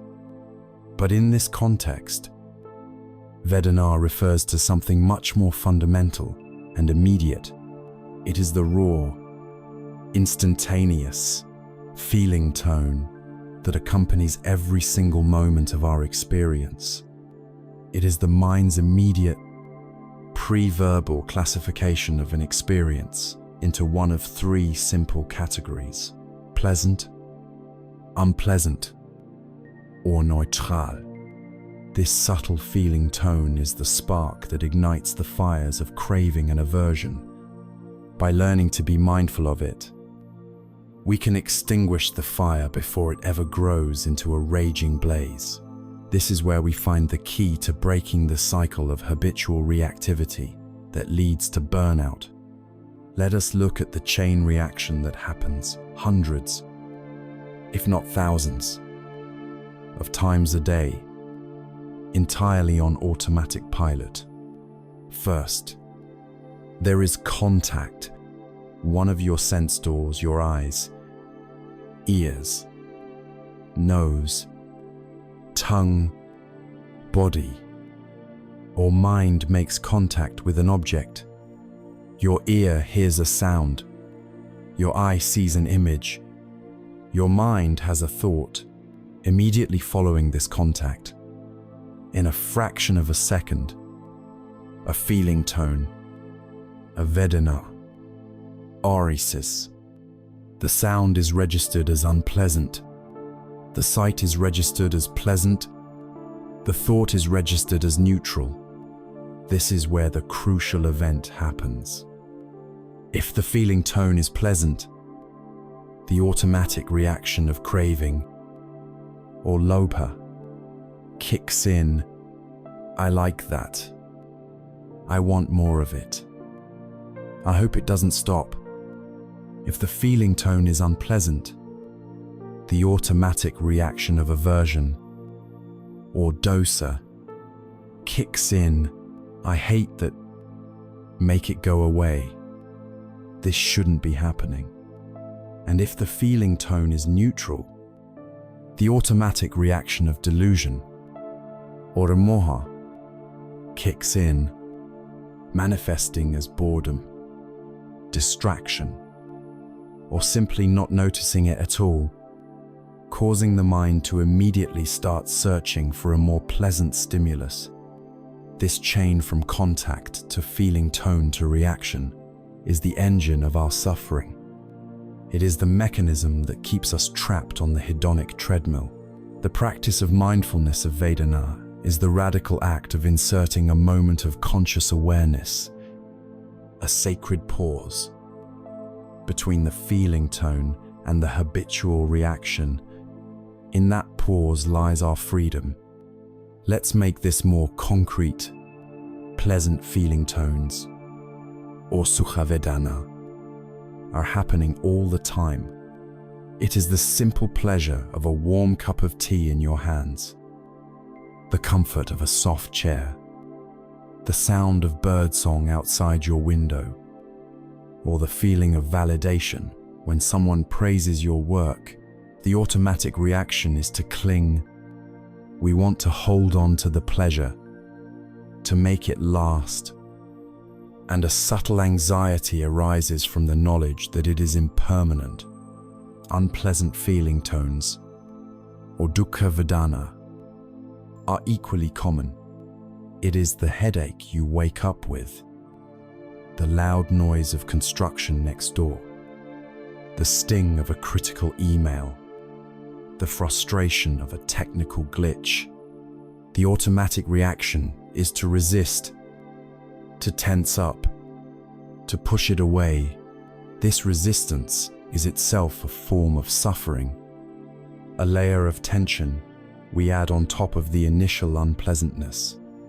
And then there are the neutral feeling tones, adukha sukha vedana, which actually make up the vast majority of our lives. It is the feeling of your feet on the floor, the sight of the wall in front of you, the ambient sound in the room. Our habitual reaction is to completely ignore these moments, zone out, get lost in thought, or reach for our phone, seeking a hit of pleasant stimulation.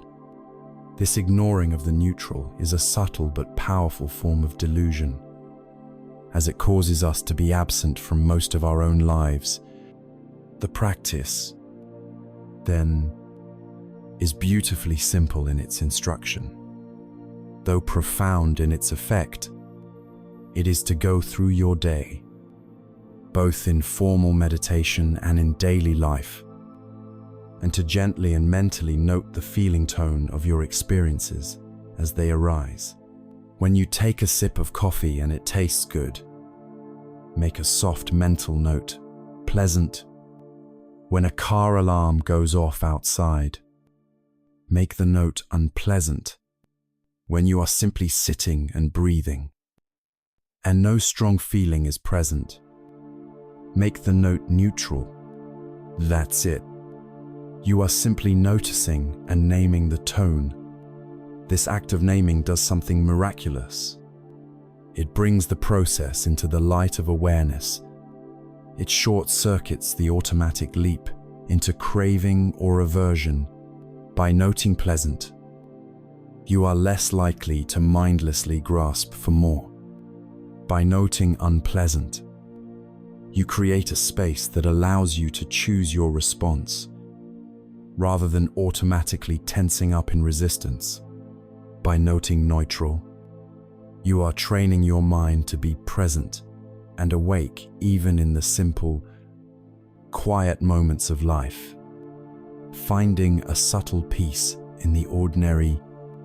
We can think of this practice with the metaphor of learning to surf. The ocean of life is constantly generating waves of experience. Some are pleasant waves of joy and success. Some are unpleasant waves of loss and difficulty.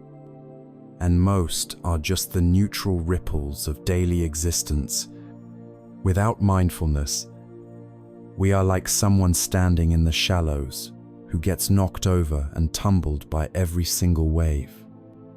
Big or small, we are constantly bracing, reacting, and getting thrown off balance. It is utterly exhausting, and this is the state of burnout. The practice of mindfulness of feelings is how we learn to surf. A master surfer does not try to stop the waves. That is impossible. Instead, they cultivate a deep sensitivity to the ocean. They learn to feel the energy of a wave. As it is forming, they learn to position themselves not in resistance to the wave, but in harmony with it. And then they develop the balance and skill to ride its powerful energy with grace and stability. When you mindfully note unpleasant, you are feeling the energy of a difficult wave beginning to form.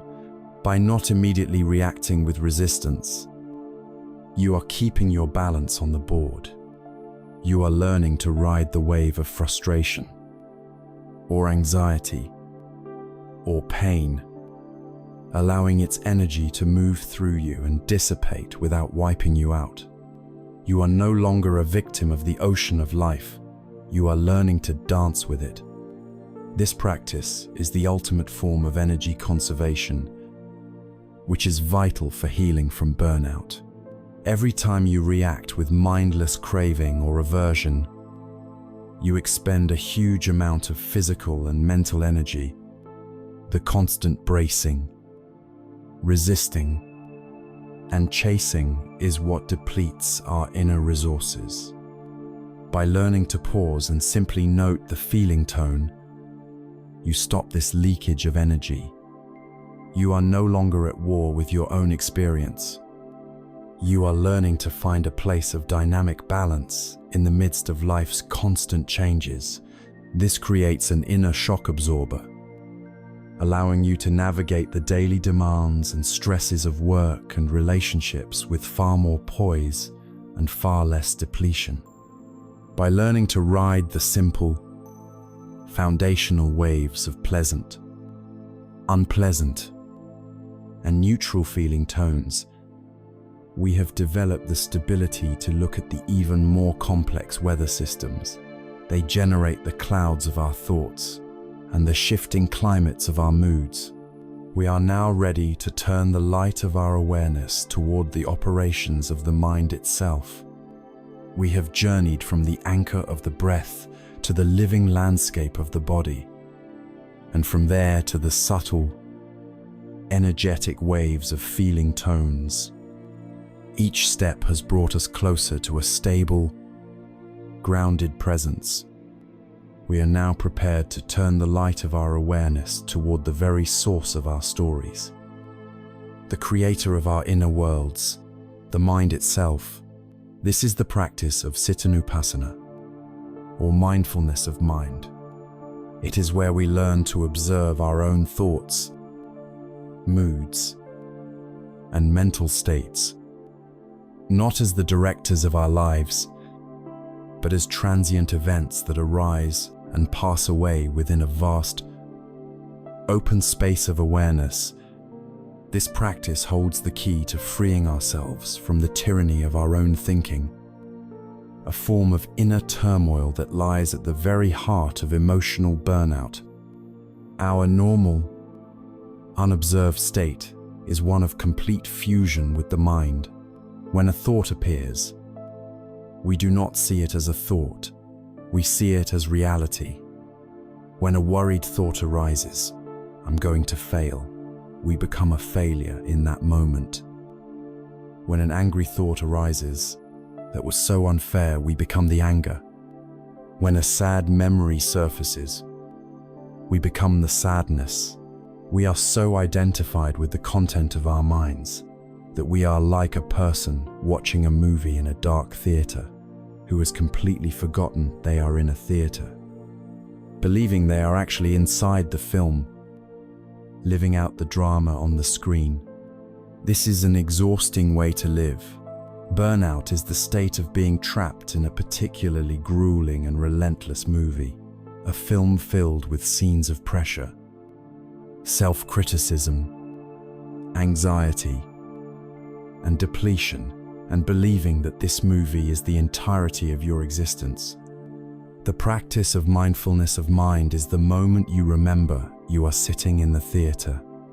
It is the moment you realize the drama on the screen is just light and shadow, and that you are the quiet, spacious awareness watching it all unfold. The most powerful and enduring metaphor for this practice is that of the sky and the clouds. Your fundamental awareness, the mindful presence you have been cultivating, is like the sky, vast, open, clear, and fundamentally peaceful. The sky is always here. It cannot be damaged or diminished. Your thoughts, moods, and emotions are like the weather. They are the clouds that pass through the sky. Some days, the clouds are white, puffy, and pleasant. Other days, a dark, heavy bank of storm clouds rolls in, bringing thunder and lightning. On those stormy days, it is possible to forget the blue sky even exists. You can look up and see nothing but grey, turbulent clouds, and believe that this storm is the only reality. You believe you are the storm. Mindfulness of mind is the radical act of shifting your identification from the clouds to the sky. It is the realization that you are not the anger, the anxiety, or the sadness. You are the vast, silent, accepting sky in which the anger, anxiety, and sadness are allowed to appear and pass away. The peace is not found by trying to fight the clouds or force the weather to be sunny. The peace is found by remembering that you are the sky. So how do we practice this?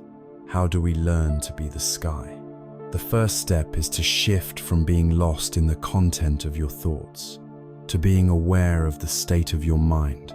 For example, when you find yourself caught in a spiral of worry about an upcoming deadline, the content is the story, "I'll never get this done.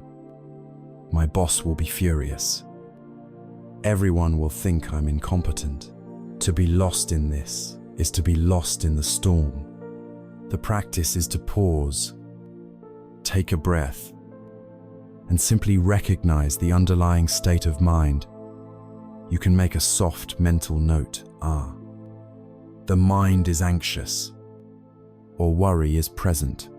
This simple act of labeling the state, rather than following the story, creates an immediate space. It is the first glimmer of blue sky appearing through a break in the clouds. We can apply this to any mental state. Instead of being consumed by resentment, we can note the mind has aversion.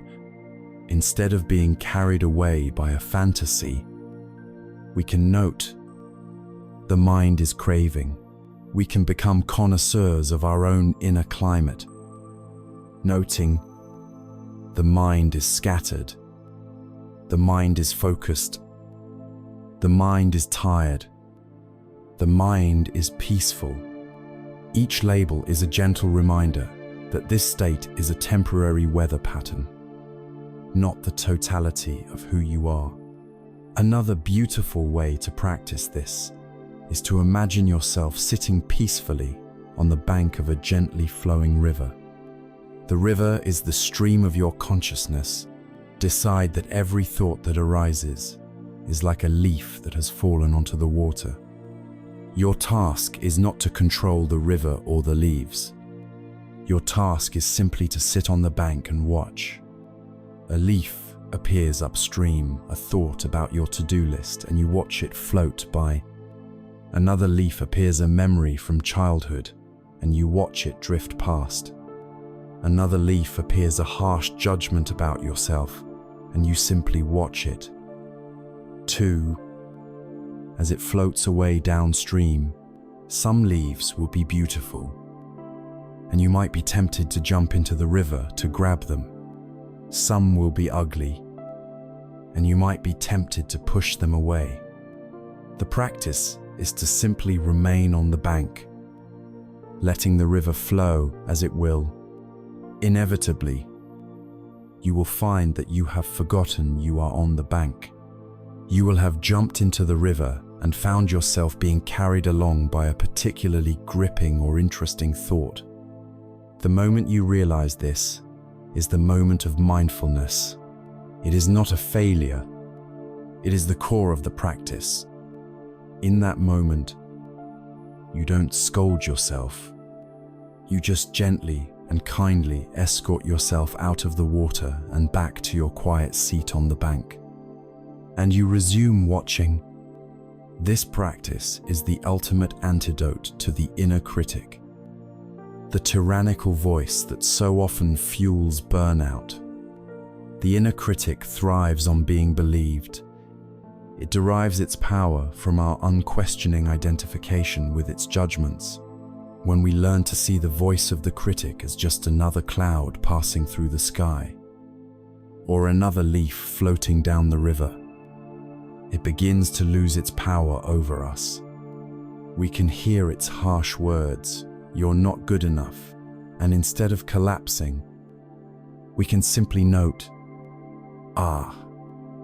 there is the inner critic. There is a judging thought. We are disidentifying from it. We are taking away its authority. This doesn't mean the thoughts will stop immediately, but it means they no longer have to dictate our inner state of being. We are freeing up the immense amount of energy that we previously spent arguing with, believing in, and fighting against our own thoughts. We are discovering a peace that is not dependent on having a clear, sunny mind. We are discovering the peace of being the sky, a peace that is vast enough to hold all weather, sunny and stormy alike. Having established this clear, stable, and spacious awareness through mindfulness of body, feelings, and the mind itself, we have built a beautiful and sturdy container. We have learned to hold our experience with wisdom. Now, we can begin to consciously explore the art of releasing the things that cause us to suffer. The art of letting go. We can investigate the clenched fist of our attachments and learn, gently, how to open our hand, having learned to sit as the sky, watching the clouds of our thoughts and moods drift by. We begin to notice a recurring pattern. We notice how certain clouds are sticky, certain thoughts, certain memories, certain desires and resentments have a gravitational pull.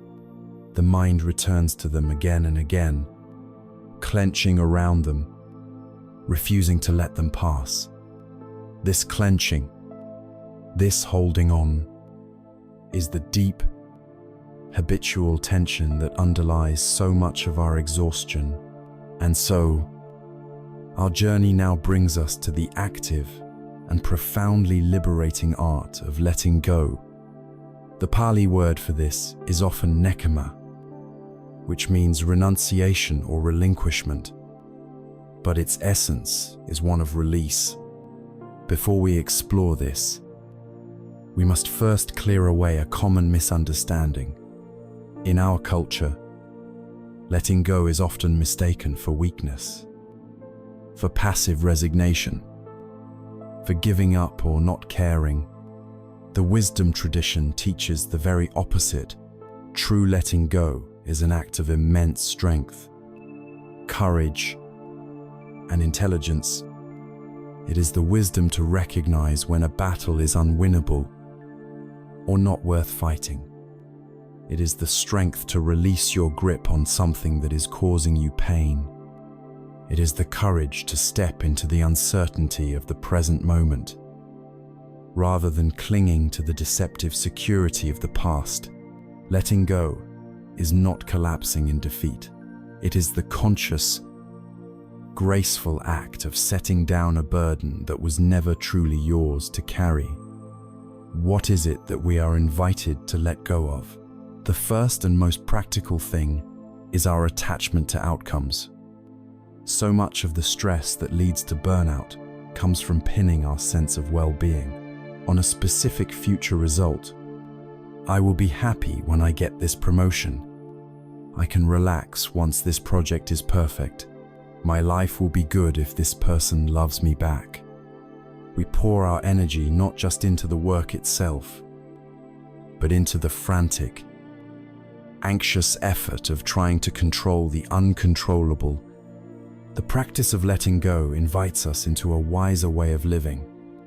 We give our full effort, our best work, our most sincere heart to the task at hand. And then we release our clenched fist attachment to the result. We do our part, and we allow the universe to do its part. This releases an incredible amount of energy that was previously wasted on worry and attempts to micromanage reality. We also learn to let go of the need to be right. Think of how much life force is consumed in arguments, in defending our opinions, in proving a point. The ego loves to be right. But this victory is often paid for with the currency of our own peace. Letting go of the need to be right is not about becoming a doormat. It is about valuing connection over correction and prioritizing your inner serenity over the ego's fleeting triumph. Perhaps most profoundly, we learn to let go of our stories. We all carry a library of narratives about ourselves and the world. There are the stories of past hurts, the grievances and resentments that we replay in our minds. Keeping the wounds fresh, we hold on to these stories, believing they define us or protect us, but they are heavy stones in our pockets, weighing us down with every step. The story of the two monks by the river, one who carried a woman physically for a moment, and the other who carried her mentally for hours, is a perfect illustration of this. The younger monk was clinging to his story of righteousness and judgment, and it was poisoning his own mind. The older monk performed an act of compassion and then let it go completely. Letting go of a grievance is not something you do for the other person. You do it for yourself. It is the act of refusing to drink poison just because you are angry with someone else. We can also learn to let go of our identities. We cling to a self-image. I am the successful one. I am the helper. I am the victim. And then we exhaust ourselves trying to live up to it. Healing from burnout often requires the courageous act of letting go of the very identity that led us there. The identity of the person who could handle everything, and allowing ourselves to be something new, something softer, something more authentic. There is another powerful story that captures the wisdom of this practice. It is the parable of the raft. A man, traveling through a dangerous land, comes to the edge of a vast, turbulent river. There is no bridge and no boat. To stay where he is dangerous, and to try to swim would be foolish. Being a practical and resourceful person, he gathers reeds, branches, and vines and skillfully constructs a simple raft. Holding onto the raft, he pushes off into the water and, with great effort, paddles his way safely to the other shore. Standing on the far bank, he is safe and filled with gratitude for the raft that saved his life. The Buddha then asks the crucial question, what should this wise man do now? Should he, out of attachment and gratitude, hoist this wonderful raft onto his shoulders and carry it with him on the next leg of his journey? Across the dry land? Of course not. The answer comes, that would be absurd. It would turn a life-saving tool into a clumsy, heavy burden. The wise thing to do is to leave the raft on the riverbank and continue his journey. Light and unencumbered, the raft, the Buddha explained, is like all the tools that help us through life. It can be a belief system, a relationship, a coping mechanism, a particular job, or even the Buddhist teachings themselves. They are wonderfully useful for crossing a particular river, for getting through a specific challenge, but we create immense suffering for ourselves when we cling to them after they have served their purpose. Letting go is the wisdom of knowing when to leave the raft behind. It is the art of not allowing a solution for one problem to become the burden of the next. How, then, do we practice this in our lives? It is not an act of brute force, but of gentle release. The breath is our greatest ally. The out-breath is the body's natural symbol of letting go. You can infuse your out-breath with the intention of release. As you breathe in, you can acknowledge what you are holding onto. I am holding onto this worry. As you breathe out, you can imagine that worry dissolving, softening, being released into the space around you. You can also use visualization. Imagine that the thought or feeling you are clinging to is held in your fist. See the tension in your mind as a clenched hand. Then, in your imagination, gently and slowly, open that hand, finger by finger. Watch as the object of your clinging rests in your open palm. You are not throwing it away aggressively. You are simply ceasing to cling to it. Then, you can turn your palm over and just let it fall away, all on its own. This can be practiced many times a day. A micro moment of release that prevents tension from accumulating. The foundation of it all is mindfulness. We must first see that we are clinging before we can choose to let go. We must notice the clenched fist of the mind. So we begin by acknowledging, there is clinging, or I am holding on to this expectation. This clear seeing, infused with kindness, is what creates the possibility of release. Letting go is the ultimate act of trusting the flow of life. It is the understanding that we are not in control of the river, but we can learn to navigate it with an open hand and a peaceful heart. It is the direct antidote to the mental and emotional constriction that causes burnout. Clinging is tension, letting go is ease. Clinging is resistance, letting go is flow. Clinging is exhaustion, letting go is the conservation of our most precious energy. This practice of letting go creates a beautiful, open, and fertile space in our hearts and minds. We have begun to clear away the tangled weeds of attachment and the heavy stones of resentment. Now, into this cleared and receptive ground, we can begin to consciously plant the seeds of boundless warmth and unconditional friendliness. We turn now from the art of release to the art of active cultivation, beginning with the most nourishing quality of the human heart, the practice of metta, or loving kindness. Having explored the clarifying practices of mindfulness and the liberating art of letting go, we have effectively weeded the garden of the mind. We have created a space, a cleared, receptive, and fertile ground.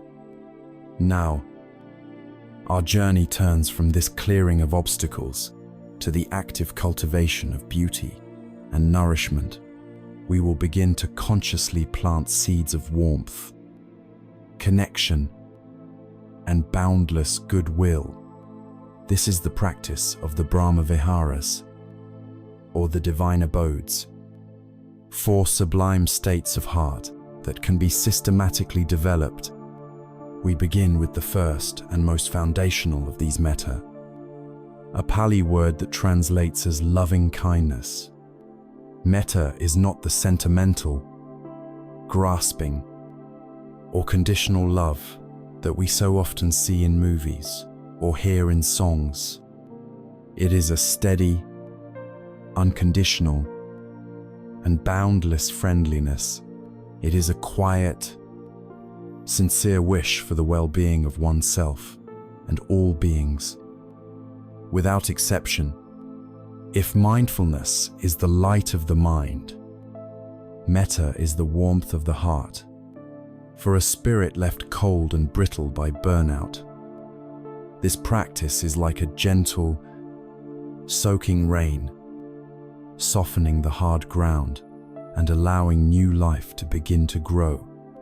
The practice of cultivating metta traditionally begins in a place that may feel, to many of us, surprising, awkward, or even selfish. It begins with ourselves.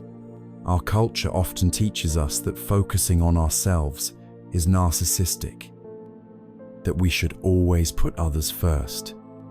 This misunderstanding is a primary cause of burnout. We give, and we give from a well that we never replenish until it runs dry. The wisdom of metta understands that you cannot pour from an empty cup. You cannot offer genuine, sustainable kindness to others if you are at war with yourself. Therefore, the most radical and essential first step is to learn to offer this unconditional friendliness to your own being. It is the direct antidote to the harsh inner critic, the voice of judgment that tells you that you are not good enough, that you have failed, that you are the cause of your own exhaustion. This is not an act of ego. It is an act of profound sanity and self-preservation. It is the foundation upon which all other-centered compassion must be built. The practice itself is a form of gentle, radiant meditation, finding a comfortable sitting posture, just as we did for mindfulness of breathing. We let go of observing and move into cultivating. The practice often uses a set of traditional phrases repeated silently, like a mantra. These phrases are not magic spells. They are vessels for our intention. The power is not in the words themselves, but in the sincerity of the wish behind them. We begin by bringing our awareness to our own heart space. You might even place a hand gently over your heart to enhance this connection. And then, you silently begin to offer the phrases to yourself. The classic phrases are, may I be safe, may I be happy, may I be healthy, may I live with ease. As you repeat them, do not try to force a particular feeling. Simply rest in the gentle intention of the words, may I be safe.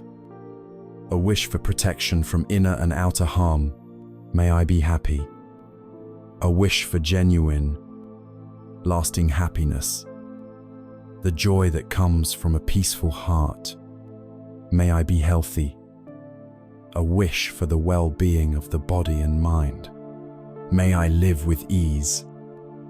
A wish for a life free from the torment of mental and physical suffering, a life of balance and peace. You repeat these phrases softly, slowly, bathing yourself in their kind intention. If you find it difficult to offer this kindness to your present-day self, you can visualize yourself as a small, innocent child and offer the phrases to that child. The goal is to find a way to access the heart's natural capacity for warmth and to direct it inward. Once you have spent some time establishing this foundation of self-kindness, you begin to expand the circle of metta outward. The next step is to bring to mind a benefactor or a respected person. This is someone for whom it is very easy to feel gratitude and warmth. A beloved grandparent, a kind teacher, a mentor who helped you. Picture this person clearly in your mind's eye. See them smiling and begin to offer them the same phrases. May you be safe. May you be happy. May you be healthy. May you live with ease. Feel the natural flow of warmth and appreciation as you extend these wishes to them. This step helps the metta to begin flowing outward with ease. After spending some time with your benefactor, you then bring to mind a dear friend, a peer for whom you feel uncomplicated love and affection. Hold their image in your heart, and again, offer them the full measure of your goodwill. May you be safe, happy, healthy, and live with ease.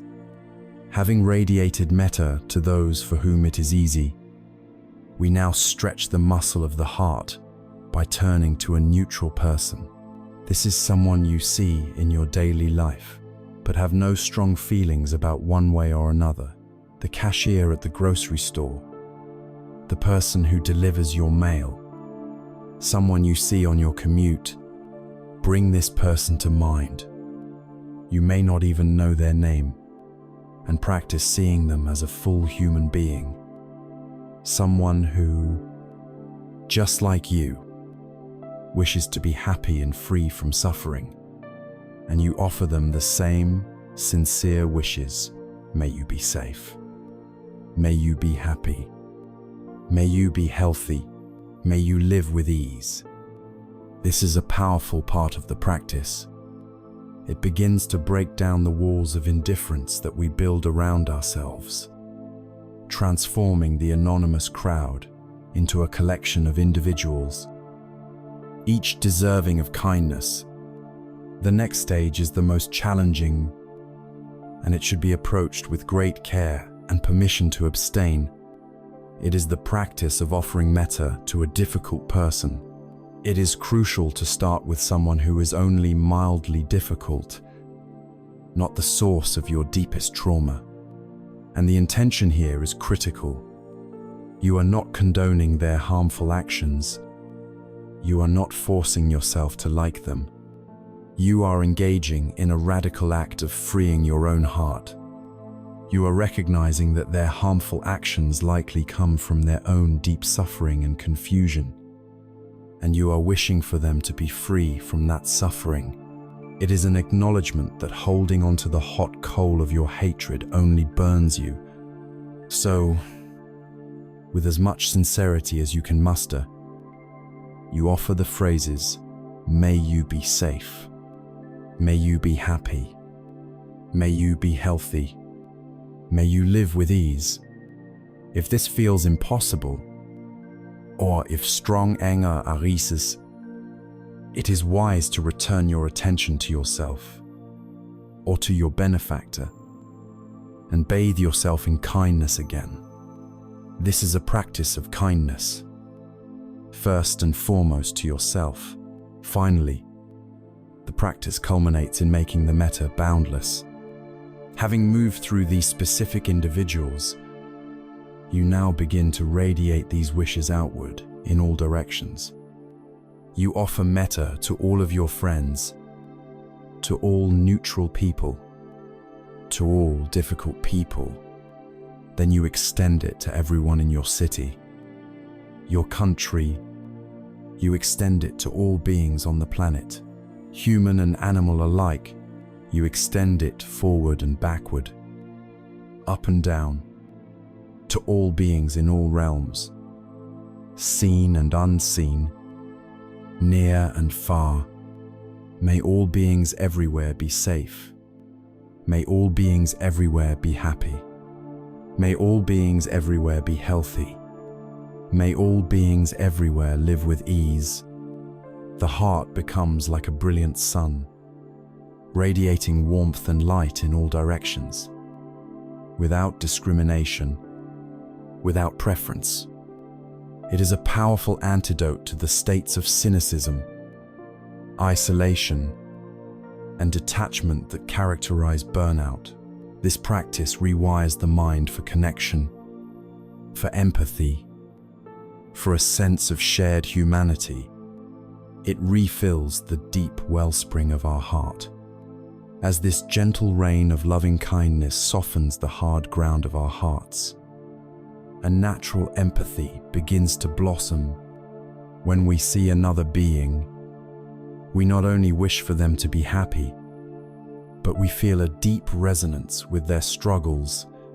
This leads us to the next radiant quality of the heart, the twin sister of loving kindness, the practice of karuna, or compassion.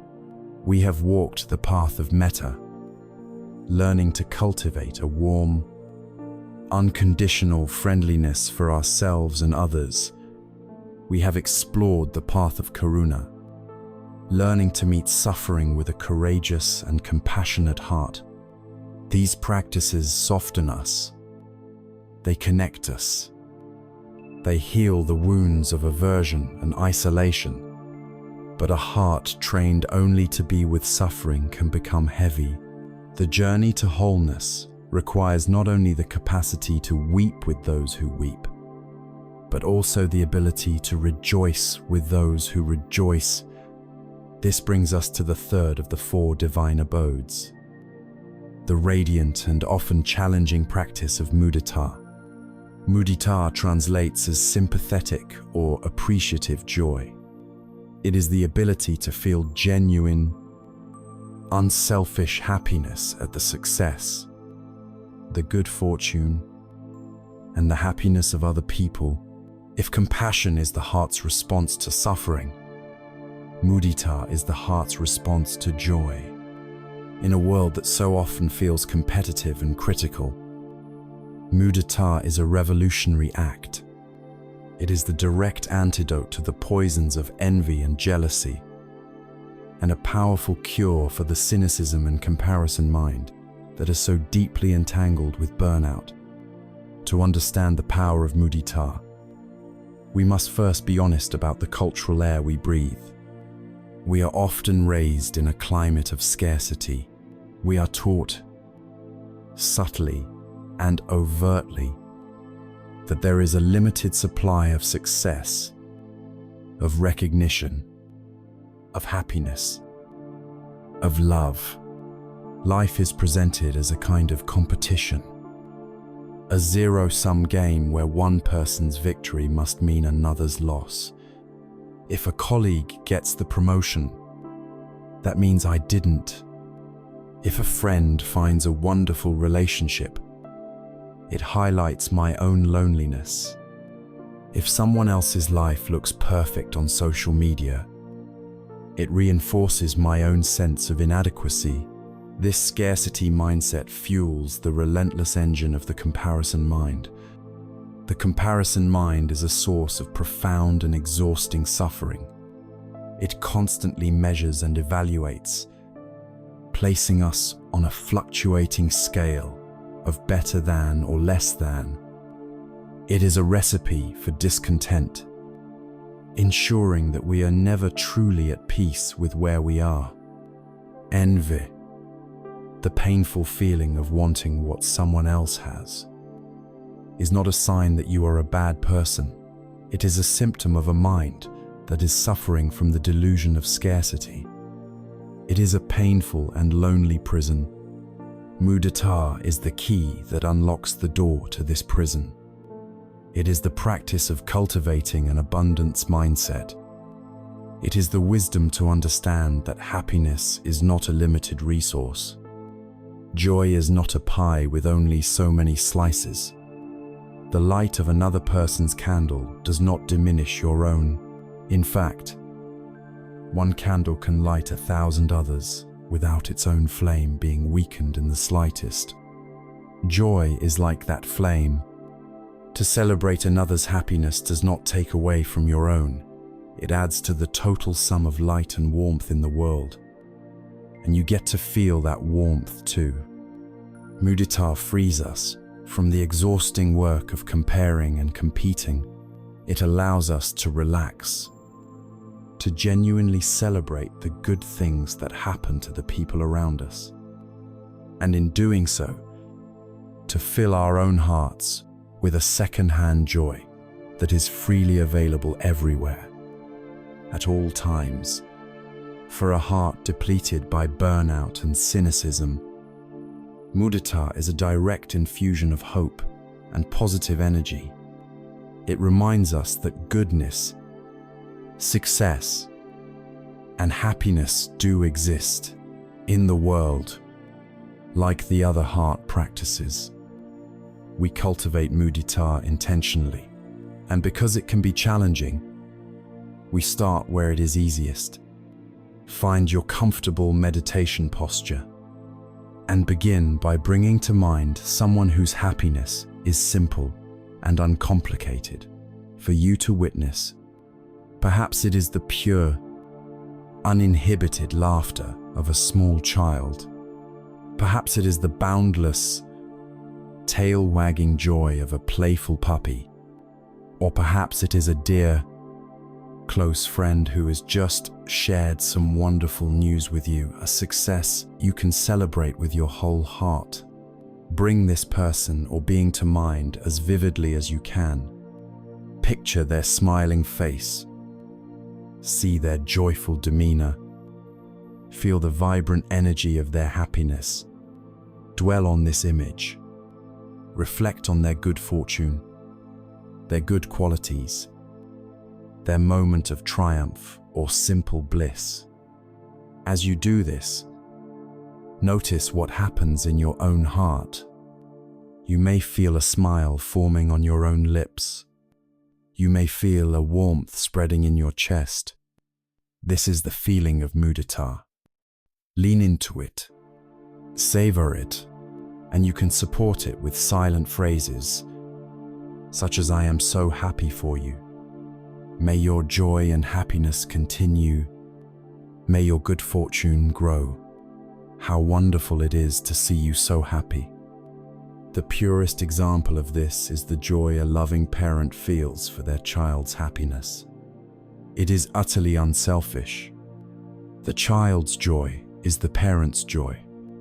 The practice of mudita is to learn to extend this generous, parental quality of heart to everyone. Once you have connected with this feeling of appreciative joy, you can gently try to expand the circle. Bring to mind a peer or a colleague.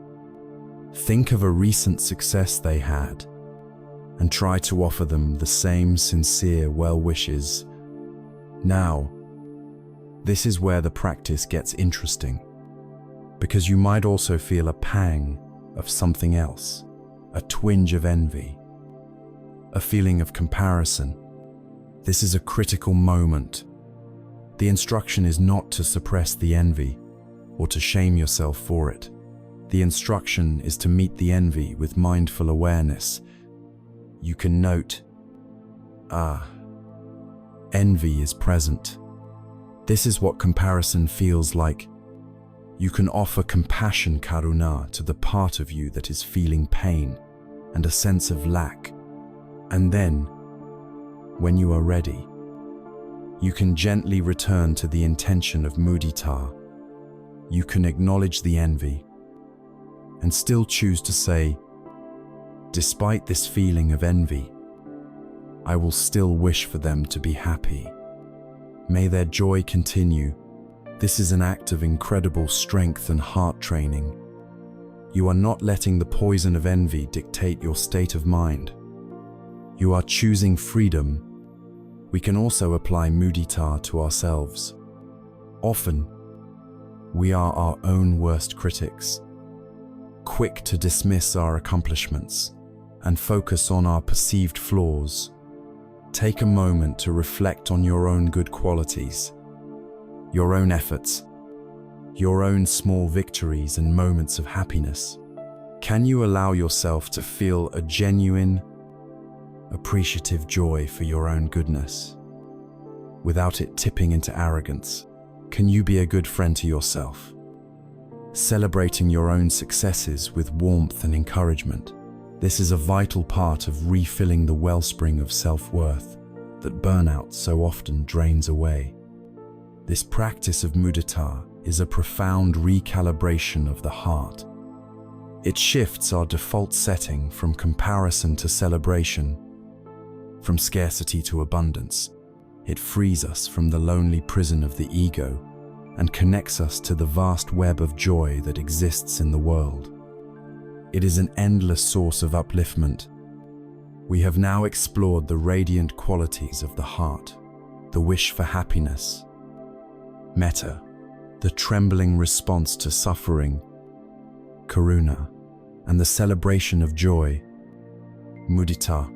But to keep these powerful emotions from becoming unbalanced, to prevent our kindness from becoming attachment, our compassion from becoming grief, and our joy from becoming manic, we need a fourth, stabilizing quality. We need an anchor of wisdom and peace. This leads us to the culminating practice of the 4 divine abodes, the profound equanimity of upekkha. We have journeyed through the radiant territories of the heart, cultivating the warmth of loving kindness, the responsive tenderness of compassion, and the celebratory delight of sympathetic joy. These qualities, metta, karuna, and mudita, are the beautiful flowers in the garden of the mind. But for this garden to flourish in all seasons, it needs a guardian. It needs a quality that provides balance, wisdom, and a deep, unshakable peace.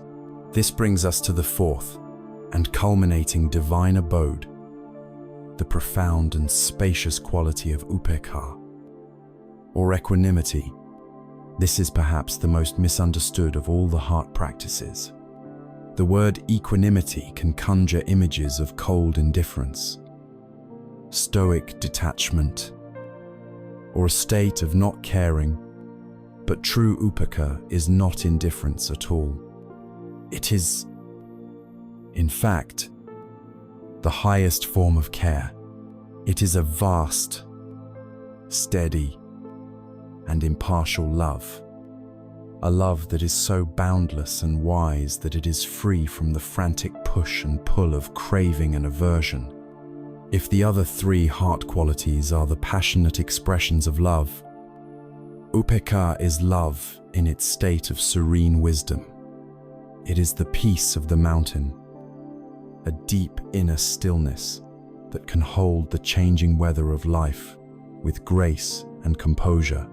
The primary role of equanimity is to bring balance to the other three heart practices, preventing them from becoming sources of suffering themselves.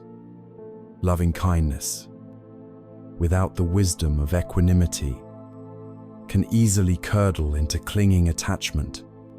We love someone, so we become anxious about their safety and distraught when they are away from us. Our metta becomes a source of our own dis-ease. Compassion, without the spaciousness of equanimity, can collapse into what is called idiot compassion, an unwise empathy that leads us to drown alongside the person we are trying to help. We become overwhelmed by the world's sorrow and burn out from the sheer weight of it all. Sympathetic joy, without the grounding of equanimity, can become a form of overexcitement, a manic grasping at high energy states, leading to a crash when the celebration is over. Upekkha is the wise guardian that holds all of these beautiful emotions in a vast, steady container. It allows us to love fully without clinging, to care deeply without being overwhelmed, and to celebrate joyfully without losing our center. It is the spaciousness that allows all things to be as they are. The most powerful way to understand upekkha is through the metaphor of a great mountain. Picture in your mind a majestic mountain, its peak reaching high into the sky, its base rooted deep within the earth. The mountain sits in profound, unshakable stillness, and around this mountain, the weather of the world constantly changes. The brilliant sun warms its rocky slopes. Dark clouds gather and release torrential rains that wash its face. Violent winds howl through its passes.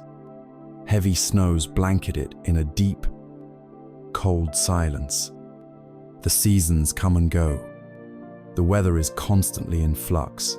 The mountain is not indifferent to this weather. It is fully touched by it, fully engaged with it. But its essential nature, its deep, grounded stability, is never disturbed. The mountain does not chase after the sun, trying to hold onto its warmth. It does not tense up in resistance to the storm, trying to push the wind and rain away. It simply sits in a state of magnificent allowance, letting the weather be the weather. This is upekkha. We can learn to cultivate this mountain-like quality in our own hearts and minds. Our core of awareness can remain steady and peaceful. even as the unpredictable weather of life, with all its beauty and its ferocity, swirls around us. This weather of life was described by the Buddha as the 8 worldly winds. 4 pairs of opposites that are constantly blowing, testing our stability. They are praise and blame, success and failure, pleasure and pain, and fame and disrepute. The untrained mind is like a leaf tossed about by these winds. When the wind of praise blows, we soar with pride.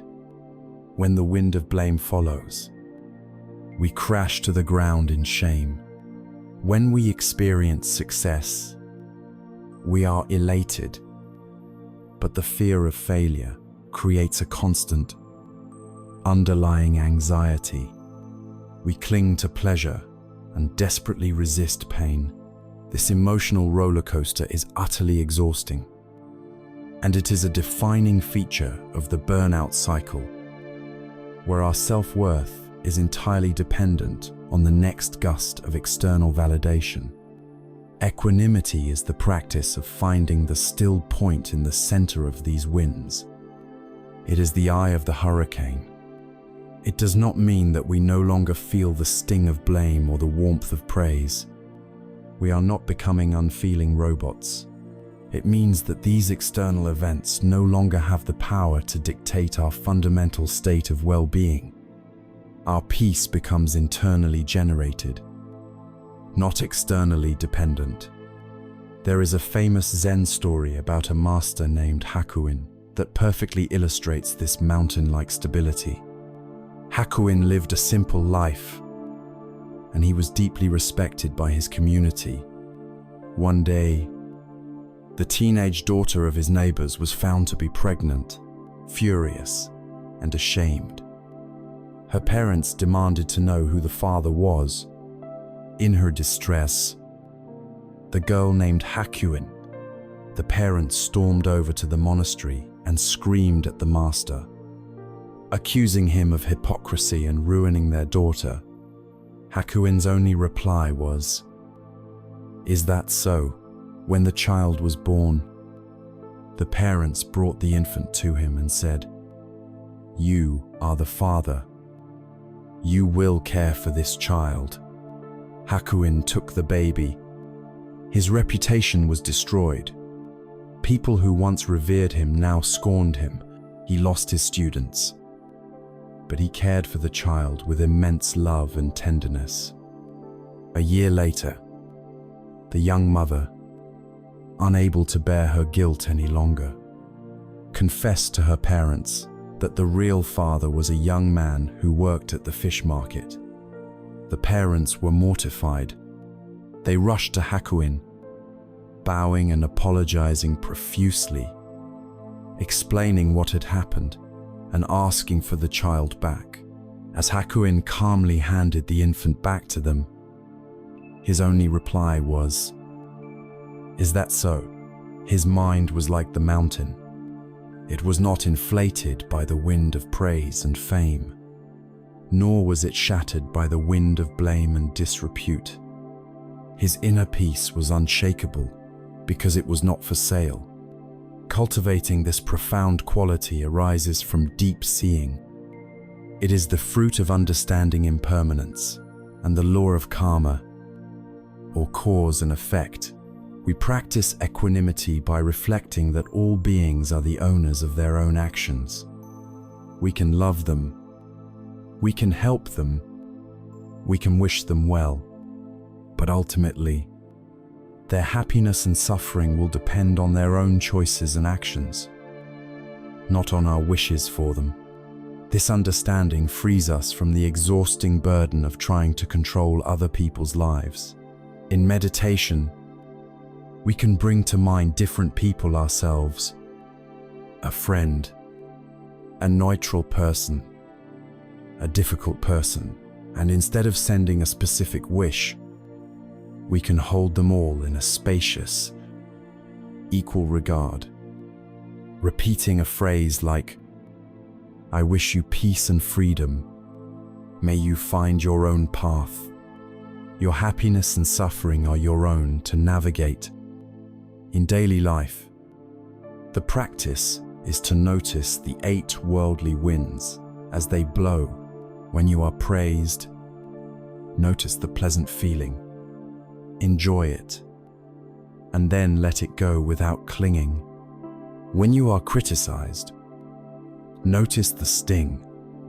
Be kind to yourself, and let it go without building a story of resentment. The practice is to constantly return to the center, to the breath, to the quiet, mountain-like stability that is your true refuge. Upekkha is the crown jewel of the heart practices. It is the deep, abiding rest that the burnt-out soul so desperately craves, a peace that is not fragile or dependent on circumstances, but is found in the very heart of life's magnificent, unpredictable, and ever-changing display. We have now explored a rich collection of inner practices. We have trained in mindfulness of breath, body, feelings, and mind. We have opened our hearts with the cultivation of loving kindness, compassion, sympathetic joy, and equanimity. We have created a beautiful and powerful inner gymnasium, a place where we can strengthen the muscles of awareness and the heart. But the purpose of going to the gym is not to become an expert at lifting weights in a controlled environment. The purpose is to build the strength, resilience, and flexibility needed to navigate the unpredictable terrain of life itself. The goal of our practice is not to become a good meditator who can sit peacefully on a cushion for 20 minutes a day. The goal is to become a mindful human being, to weave the qualities we are cultivating on the cushion into every moment of our waking lives. This is the great and joyful work of informal practice.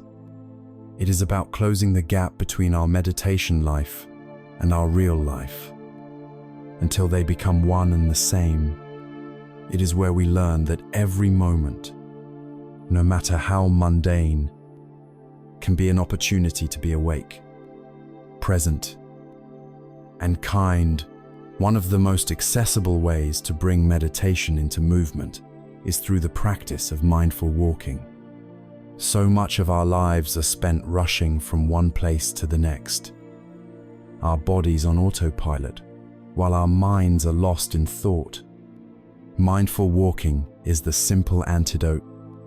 You can do this formally by finding a quiet path, or informally as you walk from your car to your office or down a hallway.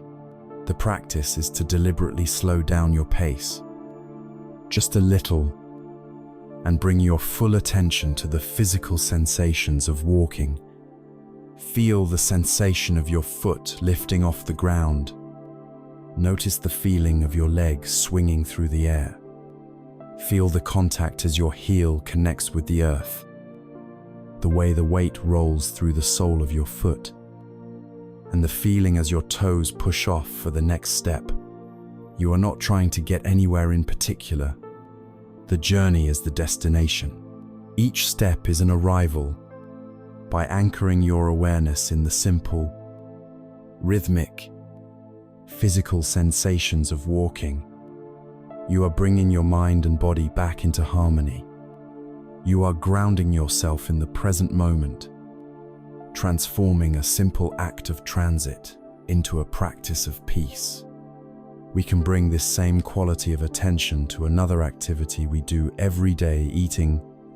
For many of us, meals are eaten mindlessly in front of a screen, while working, or while lost in conversation. We consume our food, but we do not truly experience it. Mindful eating is a practice of engaging with our food with all of our senses. Try it with just one bite. Before you eat, take a moment to look at the food. Notice its colors, its shapes, its textures. Then bring it to your nose and smell its aroma. As you place the food in your mouth, do so slowly, consciously, for the first few moments. Just let it rest on your tongue, noticing the explosion of flavor as you begin to chew. Notice the changing texture, the sounds inside your head, and when you are ready to swallow, feel the sensation as it travels down to your stomach. This is not about being overly precious or rigid. It is a practice of gratitude, of respect for the food that nourishes us, and a way of truly showing up for an essential part of our lives. It slows us down, aids digestion, and brings a simple, sensual pleasure back into an activity that has often become rote and unconscious. Perhaps one of the most profound ways to practice mindfulness in daily life is to bring it into our relationships through the art of mindful listening. So often when another person is speaking, we are not truly listening. We are hearing their words, but our mind is busy. We are formulating our reply, judging what they are saying, relating it back to our own experience, or simply waiting for our turn to speak. Mindful listening is the generous act of offering someone the gift of your full, undivided, non-judgmental presence. When you listen mindfully, you set aside your own agenda. You listen not just to the words being spoken, but to the feelings and the meaning behind them. You notice the speaker's tone of voice, their body language. You create a safe space for them to be truly seen and heard. You are not just waiting to respond. You are receiving their communication with an open and curious heart. This practice can transform our relationships, healing the disconnections caused by distraction and self-preoccupation. It is a profound act of kindness, both to the speaker and to ourselves, to help us remember to practice throughout our busy days. The Zen master Thich Nhat Hanh taught the beautiful practice of using bells of mindfulness. The idea is to choose certain everyday sounds to be your signal to return to the present moment. It could be the ringing of your phone, the sound of a passing siren, the closing of a door, or the chime of a new email arriving. Instead of letting this sound trigger our usual automatic reaction of stress or urgency, we can use it as a sacred bell. When the phone rings, instead of immediately grabbing it, you can pause. You can take one conscious in-breath and one conscious out-breath. You can feel your feet on the floor. You can come back to yourself. Only then do you answer the phone. This practice takes only a few seconds, but it can radically change the texture of your day. It transforms your environment from a source of constant triggers and stresses into a monastery, where every sound is a bell calling you home to yourself. The essence of this entire approach was beautifully captured by Thich Nhat Hanh when he was asked about how to practice in a busy life. He spoke about the simple act of washing the dishes. He explained that if, while you are washing the dishes, you are thinking only of the cup of tea that awaits you afterward, then you are not truly alive during the time you are washing the dishes.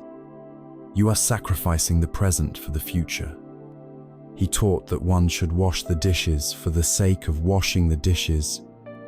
You should be completely present with the reality of the task, the warm water, the slippery soap, the feel of the plates in your hands. The dishes themselves are a miracle. The fact that you are standing there, alive and able to wash them, is a miracle. In this way, Washing the dishes becomes a sacred act, a form of meditation. The profound implication of this teaching is that there are no unimportant moments.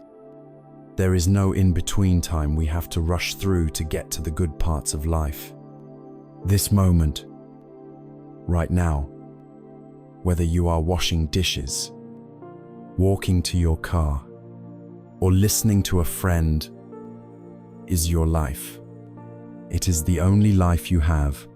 By weaving these threads of mindfulness into the simple, everyday activities of our lives, we build a continuous foundation of presence and calm. We are training ourselves to be awake and available for our own existence. But perhaps the greatest test of this practice, and the place where it is most deeply needed, is in the high-pressure environment where many of us experience the peak of our stress and exhaustion.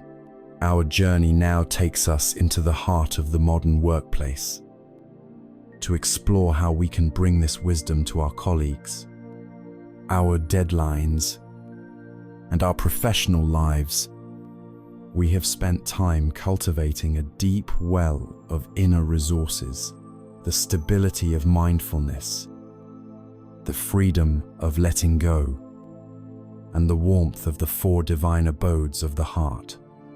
Now, we carry this toolkit with us into the very environment where, for many of us, it is most needed and most tested. We enter the modern workplace, an arena often characterized by high stakes, relentless deadlines, complex personalities, and immense pressure. It is, for many, the primary battlefield where the war of burnout is waged. Our intention here is not to magically eliminate all stress from our professional lives. Demands will still be made, difficult emails will still arrive, and challenging colleagues will still exist. The practice is not about changing the external world, but about fundamentally transforming our inner relationship to it, so that the inevitable pressures of work no longer have the same power to deplete, demoralize, and destroy our well-being. The office, in this view, ceases to be a battleground and becomes our most advanced and potent practice center. The first and most immediate tool we bring with us is our breath. The workplace is full of moments that can trigger our nervous system's fight or flight response. The chime of an email from a demanding boss, the moment before you have to give a high-stakes presentation, a tense meeting where opinions clash. In these moments, our conditioned reaction is to contract. Our breathing becomes shallow, our shoulders tighten, and our mind begins to race with anxious or defensive thoughts. The practice is to insert a sacred pause before you open that dreaded email. Pause. Take one conscious breath, feeling your feet firmly on the floor.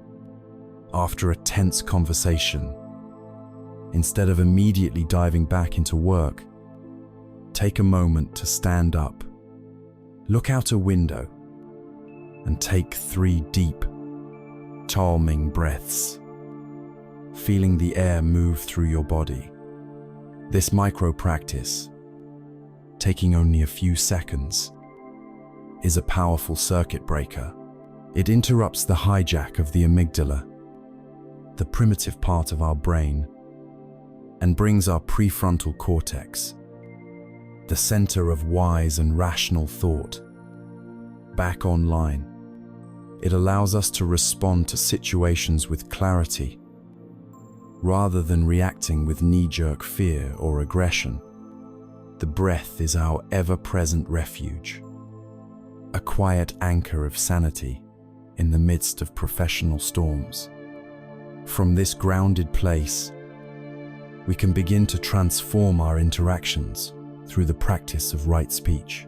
So much workplace stress comes from unskillful communication gossip that creates mistrust, harsh words that wound, vague instructions that create confusion, and endless complaints that drain morale. Right speech, a cornerstone of the Buddhist path, offers a simple filter for our communication. Before we speak, we can ask ourselves 4 questions. First, is it true? This challenges us to speak with honesty and to refrain from exaggeration and participating in rumor mills. Second, is it kind? This invites us to consider the impact of our words, to choose constructive feedback over harsh criticism, and to avoid sarcasm and passive aggression, especially in written communication, where tone is so easily lost. Third, is it useful? This helps us avoid adding to the noise, engaging in pointless complaints, or offering unsolicited advice that doesn't serve the situation. Fourth, is it the right time? This is the voice of wisdom, recognizing that even a true, kind, and useful message can be harmful if delivered at the wrong moment. Practicing right speech is not about being artificially nice. It is about communicating with a skillfulness that fosters clarity, trust, and psychological safety, thereby reducing stress for everyone, most of all for ourselves. We can also bring a sense of integrity and purpose to our actions through the lens of right livelihood. For many, work feels meaningless, a simple transaction of time for money, which is a fast track to burnout. While not everyone can have a job that saves the world, we can all strive to bring a quality of integrity and service to the work we do. This means working with diligence and honesty, taking a quiet pride in a job well done without needing external praise. It means seeing our work not as a series of draining tasks, but as a contribution to a larger whole, as a way we serve our community. It can also mean having the courage to set boundaries, to refuse to engage in work that compromises our ethical values, or to begin looking for a role that is more aligned with our heart. A chronic disconnect between our daily actions and our deepest values is a profound source of soul weariness. Aligning them, even in small ways, can infuse our professional lives with a sense of meaning that is a powerful antidote to burnout. Perhaps the most transformative practice for the workplace is to apply compassion to our colleagues. It is so easy to see the people we work with as one-dimensional roles: the demanding boss, the lazy coworker, the annoying subordinate. We react to these roles with frustration and judgment. The practice of compassion invites us to look deeper and to remember that behind each of these roles is a complex human being with their own private struggles, pressures, and fears. The boss, who seems so demanding, may be under immense pressure from their own superiors and terrified of failing. The colleague who seems lazy might be dealing with a difficult family situation or a silent health struggle. This does not mean we excuse or tolerate poor behavior, but it does mean we stop taking it so personally. When we see the suffering behind the behavior, it is no longer a personal attack. It is simply the result of that person's own confusion and pain. This reframe diffuses our own anger and resentment. It frees up the enormous amount of energy we waste on being indignant and allows us to address the situation with skillful boundaries and a calm heart, rather than with reactive hostility. Finally, we come to the most liberating practice of all for our professional lives, the practice of non-identification with our work. In our culture, we are taught to fuse our identity with our career. Our first question to a new person is often, "What do you do?" Our sense of self-worth rises and falls with our latest success or failure at the office. This is an incredibly fragile and dangerous way to live.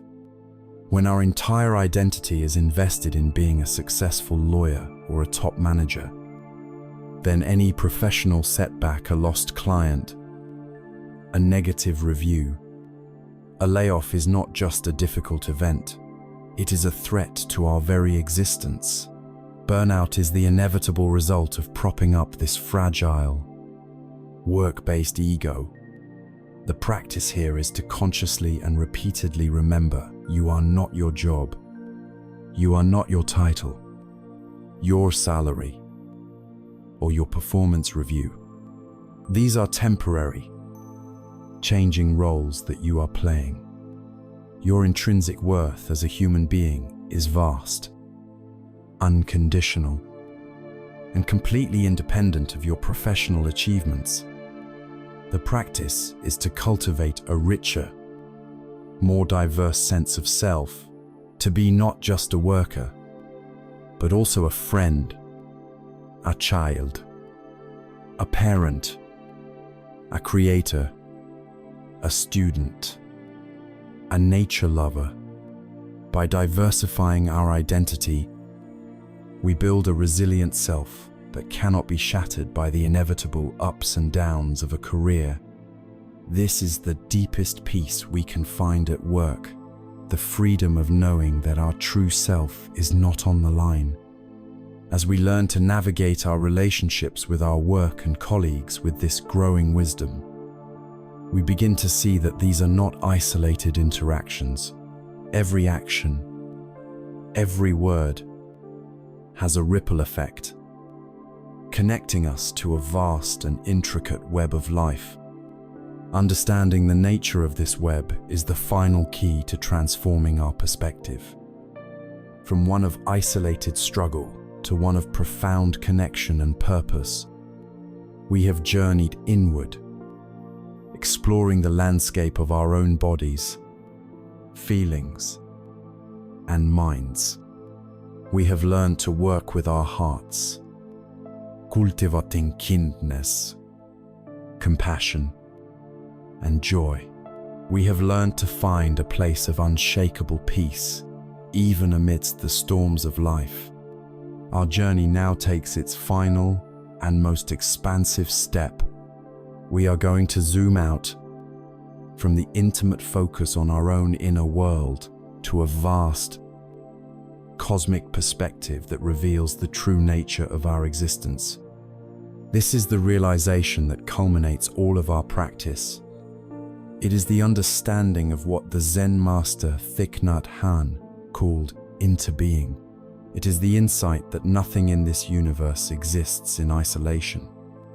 Everything is connected to everything else in a vast, intricate, and miraculous web of relationships. To be is to interbe. This is not a philosophy to be believed, but a reality to be directly perceived. And it is this perception that ultimately dissolves the illusion of the lonely, separate self that is the deepest root of our burnout and suffering. There is an ancient and beautiful image from the Avatamsaka Sutra that helps us grasp this profound truth. It is the image of Indra's net, Imagina vast, cosmic net that stretches out infinitely in all directions. At every single node where the threads of the net cross, there is a single, glittering, perfectly clear jewel. The net has an infinite number of these jewels, but the most wondrous part of this image is this: if you were to look closely into the polished surface of any one of these jewels, you would see reflected in it every other jewel in the entire, infinite net. And not just that, within each reflection, you would see the reflections of all the other jewels, and so on. Forever, every jewel contains the whole net, and the whole net is present in every jewel. Each jewel is individual and distinct, yet it is utterly inseparable from the whole. This is a perfect metaphor for the universe. Each of us is like one of these jewels. We are a unique and individual expression of life, yet we contain and are contained by everything else.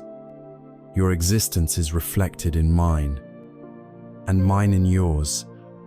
The well-being of one single jewel has a subtle but real effect on the radiance of the entire net. The illusion we suffer from is the belief that we are a single, isolated jewel, disconnected from the great net of life. To bring this grand, cosmic vision down to earth, let us practice looking deeply at something very simple. As Thich Nhat Hanh would teach, imagine you are holding a single sheet of paper in your hands. On the surface, it is just a piece of paper, but let's look with the eyes of interbeing. To have this paper, we must first have a tree, but a tree cannot grow without the rain, and there can be no rain without the clouds. So, if you look deeply into the paper, you can see the cloud floating within it. If you return the cloud to the sky, there is no paper, and the rain cannot make the tree grow without the earth. So the earth is also in the paper. And what about the sunshine? The sun's energy is essential for the process of photosynthesis that allows the tree to grow. The warmth and light of the sun are right here, in this sheet of paper. Then there is the logger who cut down the tree. We can see the logger's parents, and the wheat that made the bread that gave the logger the strength to work. We can see the truck driver who transported the wood, and the factory worker who operated the machinery, and the person who sold us the paper. If we look deeply enough, the entire history of the universe is present in this one simple sheet. Now, if we were to take all of these non-paper elements out of the paper, if we returned the sunshine to the sun, the cloud to the sky, the tree to the forest, the logger to their family, what would be left? Nothing. The paper is made entirely of things that are not paper. Its existence is completely dependent on the existence of everything else. It has no separate self. It interis with all of life. Now, look at your own hand. Just like the sheet of paper, you are not a separate, independent self. You are here because of your parents, and their parents, and all your ancestors stretching back through time. You are here because of the food you ate this morning, which is a gift from the earth, the sun, and the rain. The air you are breathing right now connects your inner world with the outer world, with the trees that produce the oxygen. The ideas and language you use to think are not your own. They are an inheritance from countless generations of human culture. If you were to return all of these non-you elements back to their sources, what would be left of the you that you think you are, the separate self? The isolated jewel reveals itself to be an illusion. We are all deeply, profoundly, and beautifully interconnected. This insight has radical implications for our healing from burnout. First, it dissolves the terrible feeling of isolation. Burnout feels like a deeply personal failure, a lonely struggle. But when we see through the lens of interbeing, we realize that our exhaustion is not just our own. It is a symptom of a disconnected culture, of unsustainable workplaces, of a society that has forgotten its connection to the earth and to each other. Our personal pain is a reflection of a collective pain. In realizing this, the heavy burden of shame and self-blame begins to lift. We are not a broken machine. We are a sensitive part of a web that is under great strain. And our burnout is a signal that the web itself needs healing. Second, this insight cultivates a deep sense of reverence and responsibility when we truly understand that our every action and every word sends ripples out across the entire net. We begin to move through the world with more care. Our own journey of healing is no longer a selfish project. Our own peace becomes our gift to the world. Our kindness to a colleague is kindness to the whole. Our efforts to heal the planet are efforts to heal ourselves. Our life takes on a profound sense of meaning and purpose, which is the ultimate antidote to the cynicism and hopelessness of burnout. Finally, interbeing is the ultimate foundation for compassion. Why should we care about the suffering of others? Because the very idea of a separate other is a fiction. To harm another is, in a very real sense, to harm ourselves. To help another is to help ourselves. Compassion ceases to be a moral duty and becomes the most simple, logical, and natural expression of wisdom. It is the heart's spontaneous response to seeing reality as it is. It is the recognition of ourselves in all beings. And so, our long journey through the landscape of the mind and heart reaches its peak. We have traveled from the depths of our personal pain to this vast, cosmic view of interconnected life, having diagnosed the illness, having applied the remedies, and having arrived at this place of profound insight. Let us now take a few moments to gather the wisdom we have collected, to summarize our journey, and to empower ourselves to walk forward from this day with a renewed sense of peace, clarity, and freedom.